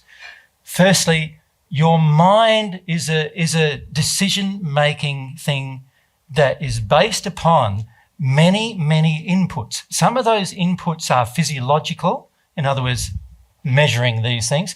Some of those inputs are emotional, in other words, they're coming from the soul to the mind as well. And some of the inputs are what I would classify as environmental pressures and considerations, right? And on top of that, there are parts of or systems of your body. So you thinking of these being your senses, but actually, if you're honest with yourself, you can already see that actually they're not the only senses your body has, because you've got your entire nervous system, which is not something you can physically touch, although it is part of, it senses the touch, but it connects organs in your body, to the mind, and allows the mind to control those organs and allows them to physiologically function, right? So you've got this central nervous system, and then you've got your cardiovascular system, right? And then you've got other systems as well, haven't you? If we start listening, then there's also the lymphatic system. Many of you know much about the body? No? So we can list a whole heap of systems, right? It's funny, isn't it? We live in this body for 80 or 90 years and we don't know much about it. But anyway, that's how it is for most of us, isn't it? We go, our body's working pretty good. I don't know much about it. As soon as it's not working good, we go, I need to find out about it. Yeah. But these systems are also sensory in nature, in the sense that we know and can feel when something's going wrong, can't we? So, and you can often see it, if a person's quite ill, you can see something's wrong with them generally. So it's not just what you see, hear, taste and smell and so forth and feel. There's also in this body, there's a whole lot of other systems going on which we perceive as ourselves.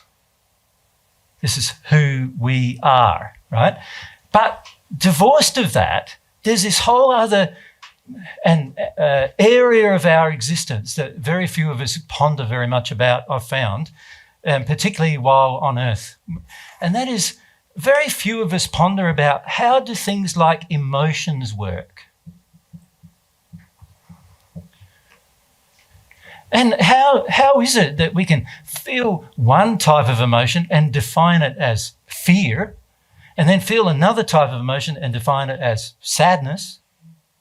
Like, isn't that an amazing thing? That there's these sensory things going on that are not seemingly connected with the body. And by the way, they aren't connected with the body because spirits have them as well.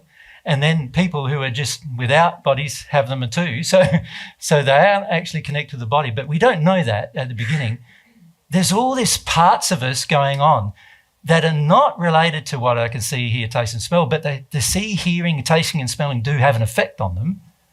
So, if somebody comes along and punches you in the arm, there's not only the feeling of, oh, that hurt, but there's also a feeling of, how dare you offend me? Like, how dare you do these violent things to me that are more emotional in response, isn't there? Mm-hmm. And so there's these parts of us which most of us have very little understanding or awareness of, but actually they govern our life to a large degree.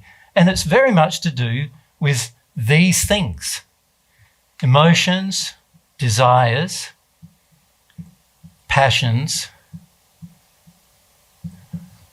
longings,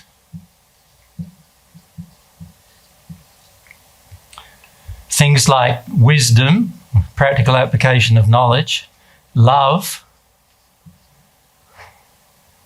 And you could just go on and on and on with a great big long list of what are seemingly undetermined things that every one of us has a sort of a feeling that, oh, my experience of that is unique. But what if it's not? What if it's all defined by mathematical formulas and all defined by science as to why you have a certain emotional response to something, why you have a certain, like everything else in your body has all these mathematical, physiological functions that all are able to be determined and structurally determined and consistent. So it would also make sense that if we're having these things, there is some kind of linkage with all of that, right? Of course, it's going to make sense that that's true.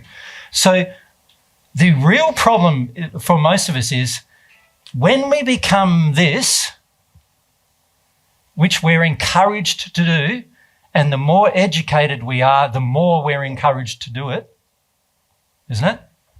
And this is, many of you are like this. You are so mind dominant that you're almost scared of these. You're almost frightened of these, right? And that comes out in your questions a lot, how frightened you are of these, right? But these are tied into your happiness the most. You see, happiness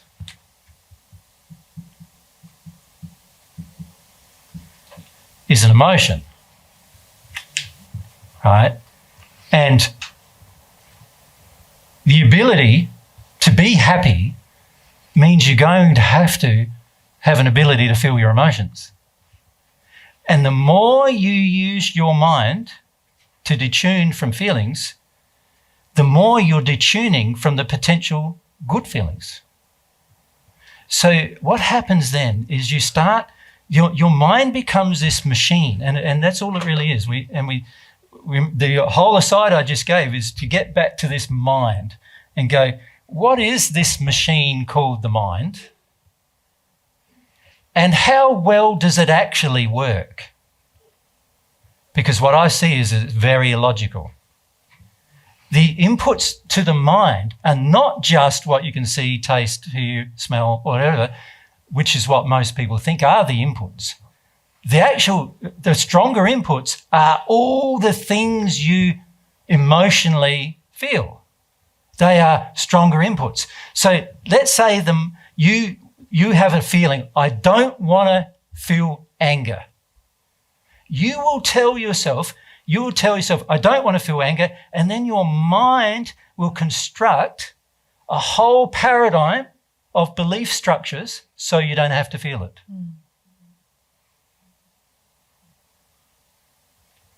Right? So I see people who are living in their total mind thinking that they're loving, and yet they are sad, angry people, right? Because they've divorced their, what we would call emotional intelligence from their intellectual intelligence. And many of you have done this. It's something you're going to have to reverse if you want to progress, right? In the process of doing that, you have disconnected from what we would classify, and there are other parts of it too, but what we classify as attributes of the soul. These attributes belong in the soul. They don't belong in the body. So while your body has sensory attributes, and by the way, your soul can also see, hear, taste, smell, feel. It also has systems that allow these functionings to occur. And your spirit body too can also see, hear, taste, smell, feel. Because otherwise, imagine you pass over and you can't feel anything, you can't taste anything. What would your existence be like? Would it be better off not being in existence, wouldn't it?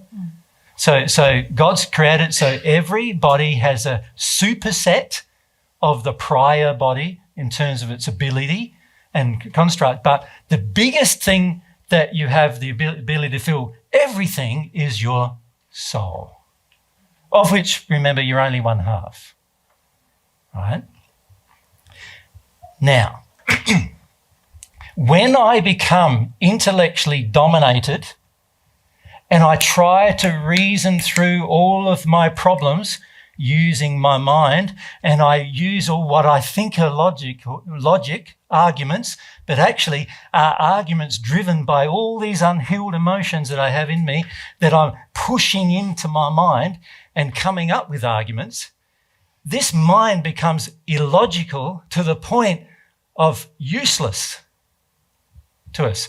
And its only real function now is you're controlling your physiological functions.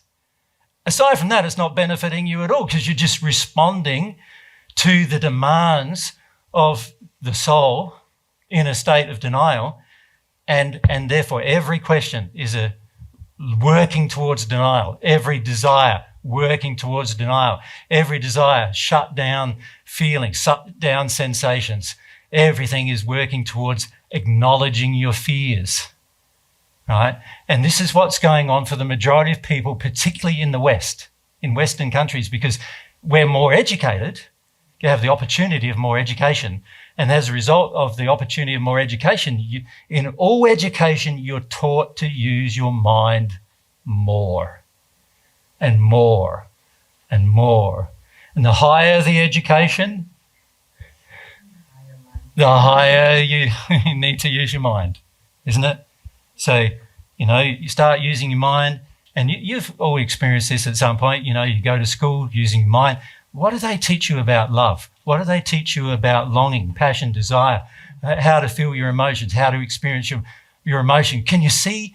You're not taught about any of that at all. You're not taught how to be a parent. You're not taught how to live a life. Hardly at all. You're just educated in your mind to do things. And There's no focus in education on happiness. Can you remember anybody, like in your childhood, it'd be a rare occasion, right, in your childhood where somebody said, what makes you happy? You know, you're sitting down there in maths class and, you know, when did they teach you about Fibonacci? Which would make you happy, right? Knowing that your body is made the same as a pineapple, made, you know, as we talked about yesterday. It'd make you happy to know that there's at least some practical application for maths, including how we perceive beauty is a practical application of maths. But that's not taught to us. That's ignored. And the reason why it's ignored is because everybody seems to want to focus on this mind development, thinking that that's the way forward for humanity to progress into a state of love by ignoring the emotions. And my question is, has it worked? Do you think we are now, right now, in the state of human history, which are like we are the most mind dominant of humanity that's ever lived? Do you reckon we're in a good state? It doesn't look too good, does it? The future, do you think? It's not looking too crash hot. It's you see all these emotions, unloving emotions, being ignored by humanity for the sake of the mind, right? So the net result is, and this is the point I want to make, this thing, which is the real you, your soul, is neglected. And for most of us, it's been neglected all of our life. All of our life, right? And it's been neglected in preference to developing your mind, right? But this mind is just a machine responding to inputs. And many of your inputs are denial of these. And so this mind is going to become a machine that is not working very well or working very logically, because there's all these emotional reasons why it can't work logically. It's feeling them and going, I need to respond to what I deny. I need to respond what I want to keep away from myself. So you can see with these qualities, which are all lovely, there are some sort of opposites, aren't there? Right? Happiness. Sadness. Sad, you know. Emotion. Stoic. Stoic. Yep, that's right. Desires. Apathy. Apathy. Like Michael said, just tuning out of life, give up on life. Passion. Similar, isn't it? Yeah. Wisdom.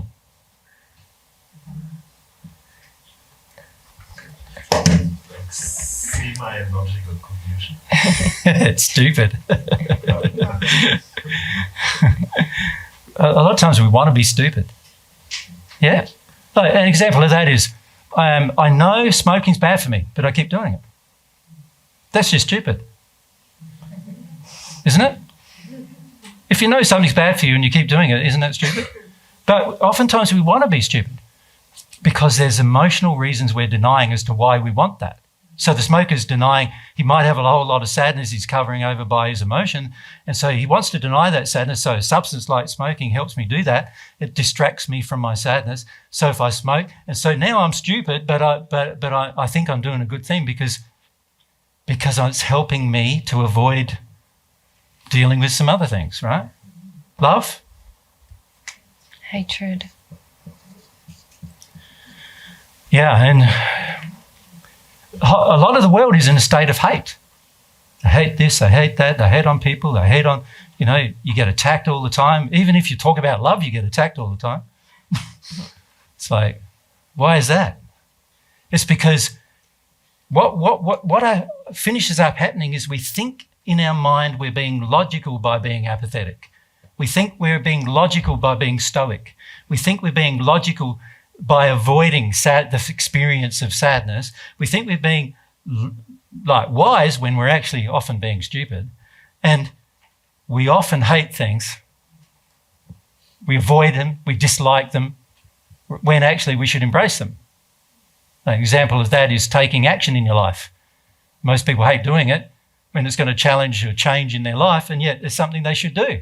They should love change, but we hate change. It doesn't make any sense. Like, change is necessary for our world and my personal life to get better. I need to change. So it makes no sense to hate change. But here I am with my mind saying, change is bad, change is bad.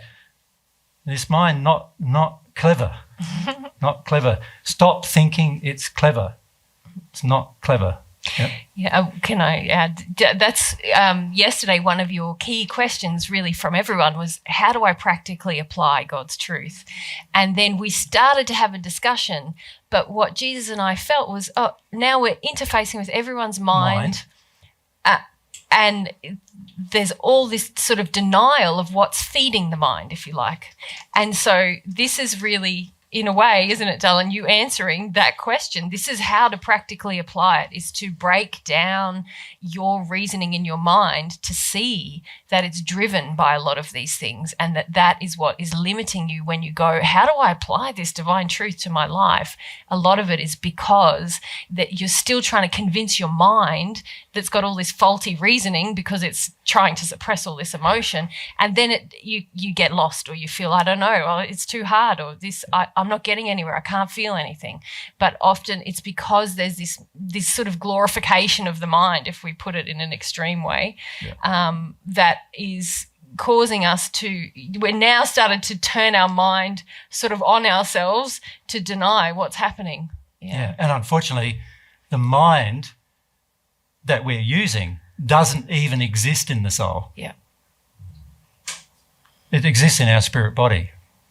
So it's actually the mind, this mind is actually an attribute of our spirit form, not of our soul. The soul's mind is its emotions. And so what we're doing is by using this, we are detuning our entire life from our soul. That's what we end up doing. And this is why we become so disconnected that we're willing to fight and argue and even kill and murder and even rape and pillage, and we're even able to steal, and we're able to kill 250 million children a year without much of a thought about it. Because we're so in our mind that very few of us feel about it. Right? And if we do feel about it, we don't like those feelings. So we want to stop them. Yeah. And so we try to use our mind to stop them. To reason out of them. To reason ourselves away from them. Yeah. Yeah.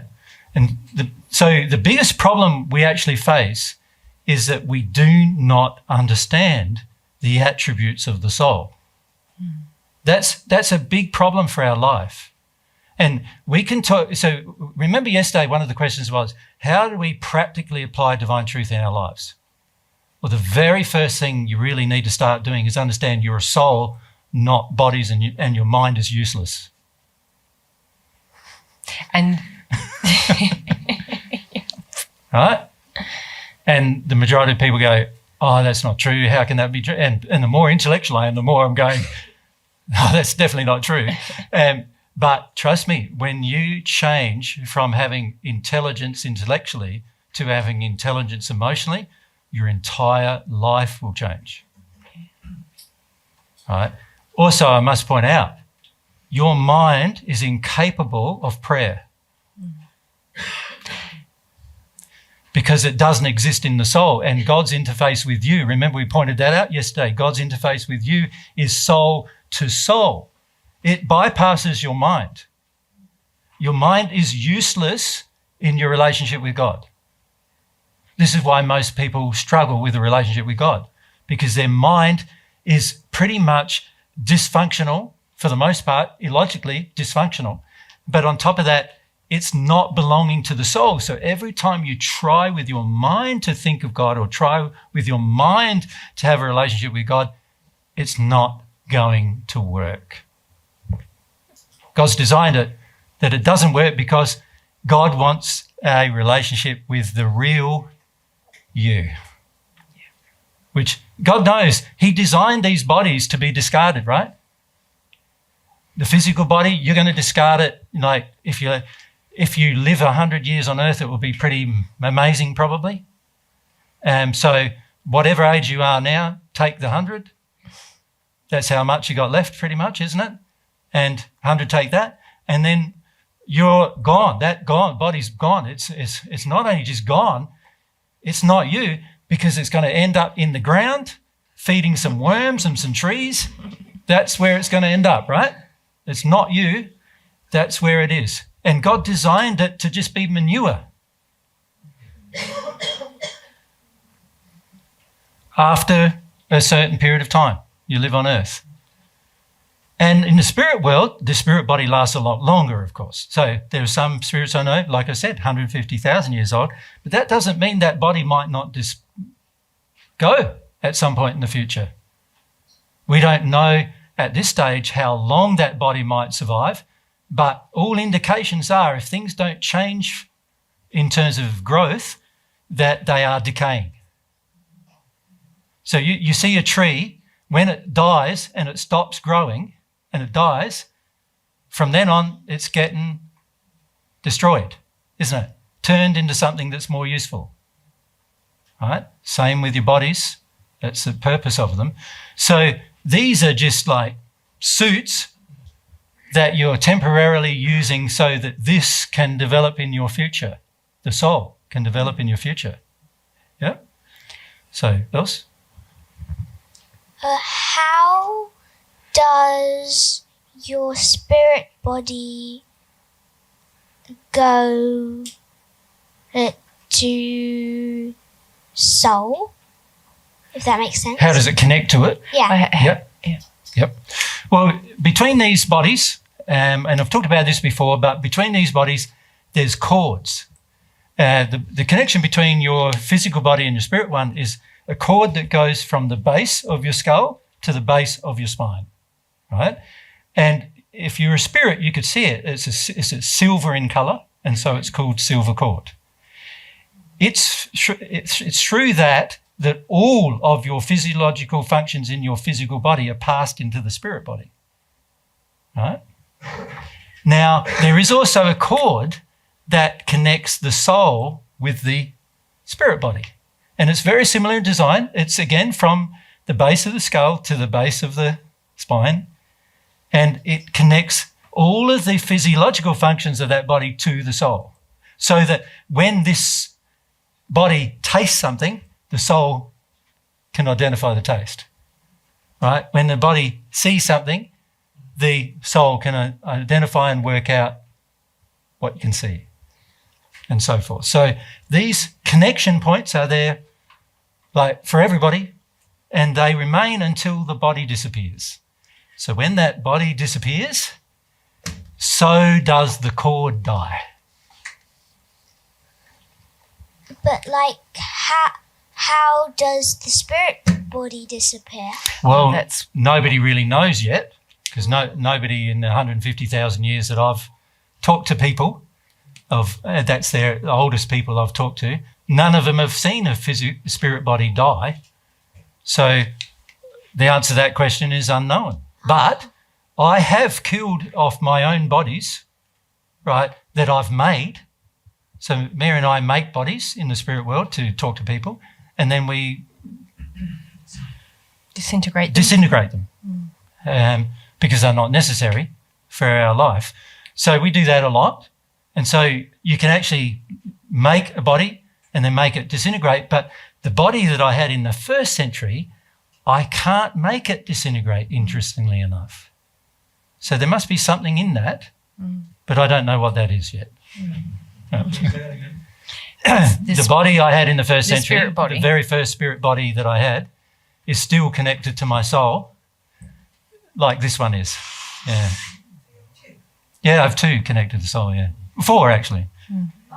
Because Mary's got 2 as well. Yeah. One soul.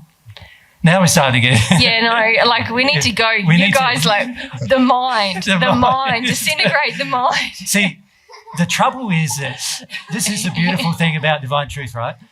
It's so fascinating. Yeah? And the problem with it being so fascinating is that we can go on merry-go-rounds if we're not careful, where we start off on a subject and before we know it, we're over here on a completely different subject and forgotten some fundamentals. And really, this is us trying to help to with start some fundamentals. to answer the question of how do I practically apply God's truth to my life. Which is what we want to focus on after a our break. lot of us try when we hear divine truth, we're so mind dominant, and then we try to be humble in our mind or try to process emotions or try to pray from our mind, and we don't realize what we're doing. And it's becoming sensitive to this other process that we're trying to help you do today. Yeah. So, Michael. In this picture you're drawing here, the mind is following the instructions of the soul. Yeah. Yes and no, isn't it? Yeah. It is primarily following the instructions of the soul, but its actual role is also physiological in nature. So not only is it following the instructions of the soul, it's actually feeling the different systems in each body and controlling them as well. Yeah. So because so basically they're not independent of each other, these systems, are they? You can think of it, your cardiovascular system is not really independent of your nervous system, it's not independent of your feeling system, and it's not independent of your senses, because all of them are required in order to have your senses. So they're all very integrated into each other. But the problem is we're starting to use our mind as a decision point, right? Almost for conscious choice, rather than just allowing it to be used as for the physiological control of everything.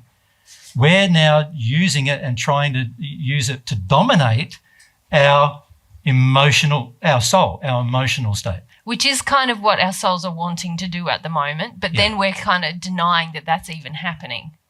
Yeah, when you use the word we there, what do you mean? All of us. No, I mean say I'm doing that. Yeah. Right? Yes. I'm doing it. Yeah. But can my mind do that independent of my soul's choice? It feels like the mind is not dysfunctional. It's perfectly functioning relative to what my soul is telling it to do. Very correct. Very true. So my soul is saying, I want to avoid sadness. So mine says, I'll help you do that. You don't even have any sadness. The dysfunction is in the soul, not correct. The mind is functioning perfectly. That's right.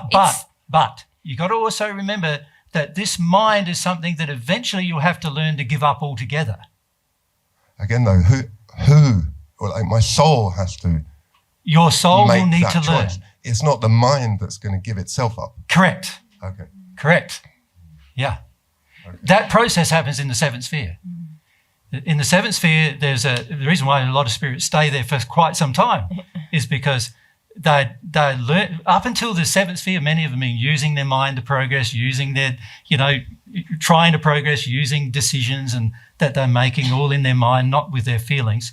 And so by the time they get to the seventh sphere, if they start receiving God's love, the transition between the seventh and the eighth sphere is giving up that mind, because there is everything above the eighth sphere you will never be able to understand with your mind. You need your feelings to understand them.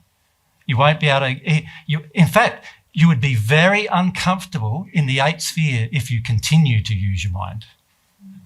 Does that make sense? Because you'd be totally confused in your mind almost all the time. You'd be mind blown. So it's sort of like fuse blown out. Yeah. So if you could be put there right now, you would feel like absolutely you'd be so confused that you'd almost go crazy with the confusion. Does that make sense to you? Because the mind becomes I can't understand this, I can't understand that, I can't get it, I don't know that, how does that work? And of course, because there's no emotional resolution, the mind just goes, well, and you end up, that's what you would end up doing. And that's why nobody who's ever in the eighth sphere is in that state, because you can't get there with the mind in that state. So that has to be done in the seventh sphere. You have to give up your mind. Now, my suggestion to you is to start giving it up now. Don't wait. You don't want to go progress all the way to the seventh sphere and then go, Oops, I forgot that. Now I've got to give up this thing that I thought got me here. Yeah. You can't even get to the seventh sphere with just your mind. No. But seventh sphere is all about giving up your mind. But what I'm recommending to you guys is what we're noticing yesterday and today as well, there is a very large focus on what you understand intellectually. But there is very little understanding from an emotional perspective as to what to do. Emotions are more rapid. They are faster.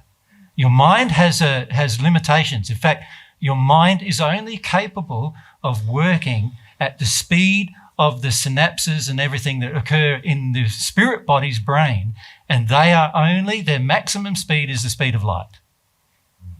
That's it. Emotions can work faster than the speed of light. Yeah. And this is why God uses emotions to communicate, because they can exit the boundaries of the universe. You see, God created it so, and this is technical, I know, but it's worth understanding if you want to sort of get it from a sort of a technical perspective. You got God's soul, right? God wants to communicate with your soul. At the beginning, it's a half of the soul. He wants to communicate with your soul. He lives outside of the universe. You're in the universe. How does he get communication from him to you? He can't use anything in the universe to communicate to you, because it's all substance, it's all matter, it's all controlled by limitations, laws. The only thing that's not is substances that God has. So the only way he can start really communicating with you properly is by you receiving some substances directly from him in order for the communication to occur. That's what the love is, right? And so from a technical perspective, unless you receive the love to your soul, communication with God via the love feelings is impossible. Now, God's also created one other mechanism in your soul that is not bound by physical limitation, besides love mechanism, the reception of love, and that's the conscience. There's a mechanism that he can influence your intellect with, but actually it's via the control of the soul. So again, if your soul's closed down, it's not going to work. There's you could say, this is how I likened it to some of our friends in Australia. I said, it's like your soul has a few little nodules, one of which allows connection with love, and one of which allows connection with truth. Little portals. They're portals into your soul. They're actual physical portals coming from outside of the universe to your soul. They are the two mechanisms via which God communicates, and they are only in your soul. The bodies don't have them, and so therefore the bodies can't be used for that purpose. Make sense? Come on, just here. So when someone is talking about a gut feeling, where is that located? Yeah, see, it's interesting when people say gut feelings, whatever. Well, it's interesting where they come from. Now, some of them can come from your soul. But also you've got to remember that your soul is able to connect to other people's souls. So it could also come from like a spirit who also has a gut feeling and is trying to give you a feeling, right? So we're not independent creatures in the sense that we can't communicate with each other. We are able to communicate, but not just on an intellectual level. We can connect soul to soul. So Mary and my combined soul has the ability to connect to you and whoever your soulmate is, combined soul. And we're able to transmit feelings to you, and you're able to transmit feelings to us, and you're also able to transmit thoughts via the mind to us. And in the spirit world, you sort of receive them as packages sitting above the mind of the individual to receive.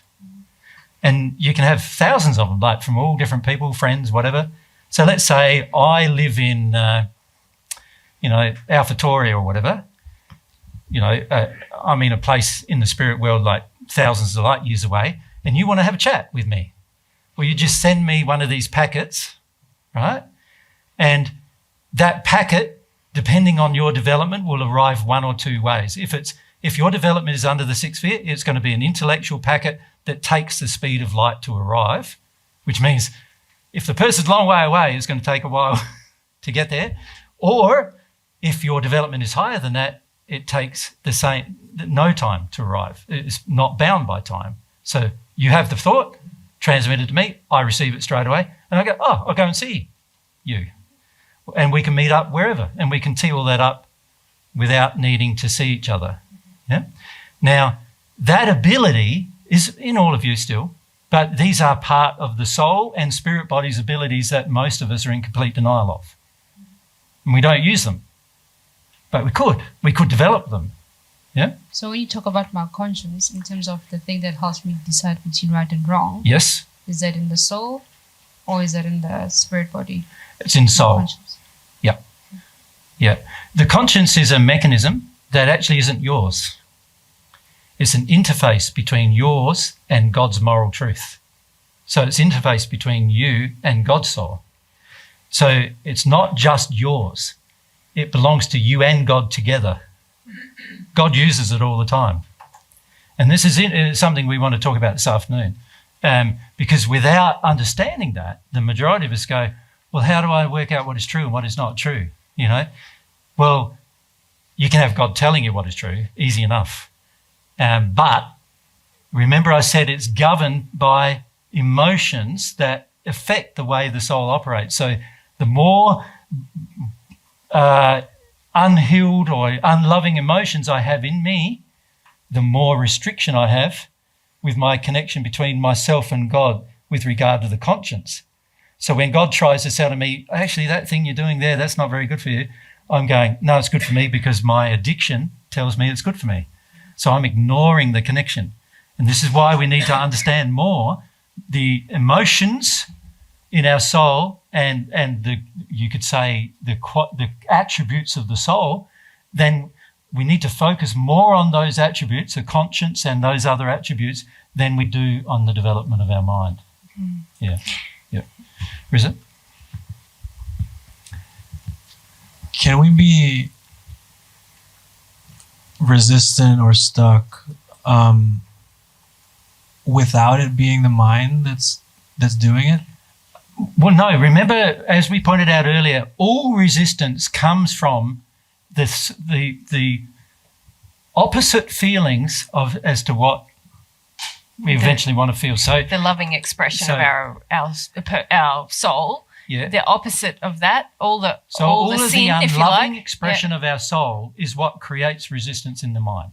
The mind is just a tool.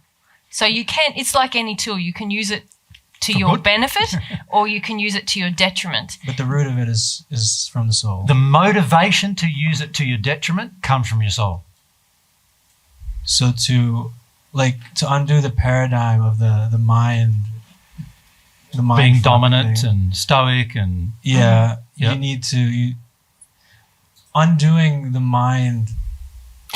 Really, we're just trying to explain the mind because we feel a lot of mind dominance here. But humility is always the answer. Yeah. And we in the afternoon conversation with you, what we need to do is now start to look at how this all works practically. Yeah, we'll get to some questions. But we needed to discuss the theory with you because if you don't understand how ineffectual your mind is, you're going to keep living in it and you're actually going to try to apply principles of divine truth using your mind. Okay. Which actually won't work at all. And you won't find any progress in that regard. And by mind, it's like your thoughts, your intellect, these kind of non-feeling place that. I'm just, I guess it's being driven by an emotion, and for me, a lot of people say sometimes you're thinking too much. Yeah. And I'm I feel like my mind system has gotten me, or my soul as well, has gotten me to a point where my mind's not even working that well anymore, and or there's so much resistance or something that in your case, Rizzo, the mind and the soul aren't working very well. Yeah. Yep. And this is where most people are. Most people we meet are at that place where their mind isn't working very well. They think it's working well, but it's not working very well. Sometimes they're more conscious that it's not working very well, but they don't know why. But for the most part, the soul-based functionality is completely misunderstood or not known at all. And so we need to, this afternoon, focus a bit more on how can I connect to the soul more? What practical things can I do to begin to engage the soul more and focus more on my feelings than my thoughts, right? Because if we don't do this, then prayer, remember, this is all about connection with God. We raised this yesterday. We want to help you have a relationship with God because of the benefits of that relationship. And the thing that we need in that relationship is to be able to pray. But the prayer comes from your soul. And if you're not connected to your soul, how do you pray? You can't pray without your soul. So we need to understand what part of me is my soul and how do I feel that part of me? How do I connect to that part of me? That makes sense? If we can do that, then we can pray. Then I've got the capacity of receiving love. Then the benefits of that love will start flowing and then things will change in my life. And then I can use my mind in a more wise manner because instead of it responding to the denial that's in my soul, all the things I don't want to know about, it's responding in a completely different way. It wants to discover. It wants to know. It wants to understand what's going on in my soul. It wants to accept its own limitations and say, there's some things that I just need to feel before I'll intellectually understand. Yeah. Yeah. So what we're trying to do is say to you, look, this mind has got its problems. It's not a bad design. It's just what we've done with it. We've made it so governing and so centric to our existence that we've neglected the very thing that we are, which is our soul. This is what we really are. These things, including this mind, is all eventually going to disappear from your life, you know? And whenever you connect to a body like I am with this one, you're just going to use the mind to express how you feel all the time. That's its only purpose. Besides the physiological functioning of my body, it's its only role, to express what my soul feels.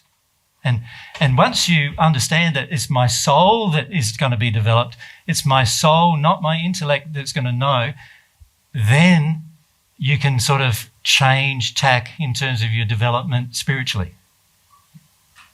But until that occurs, you're not going to develop spiritually towards God. You're only going to develop in your morality. And that's the only way you'll develop. Now, I think it's time for us to have a break, isn't it? Yeah.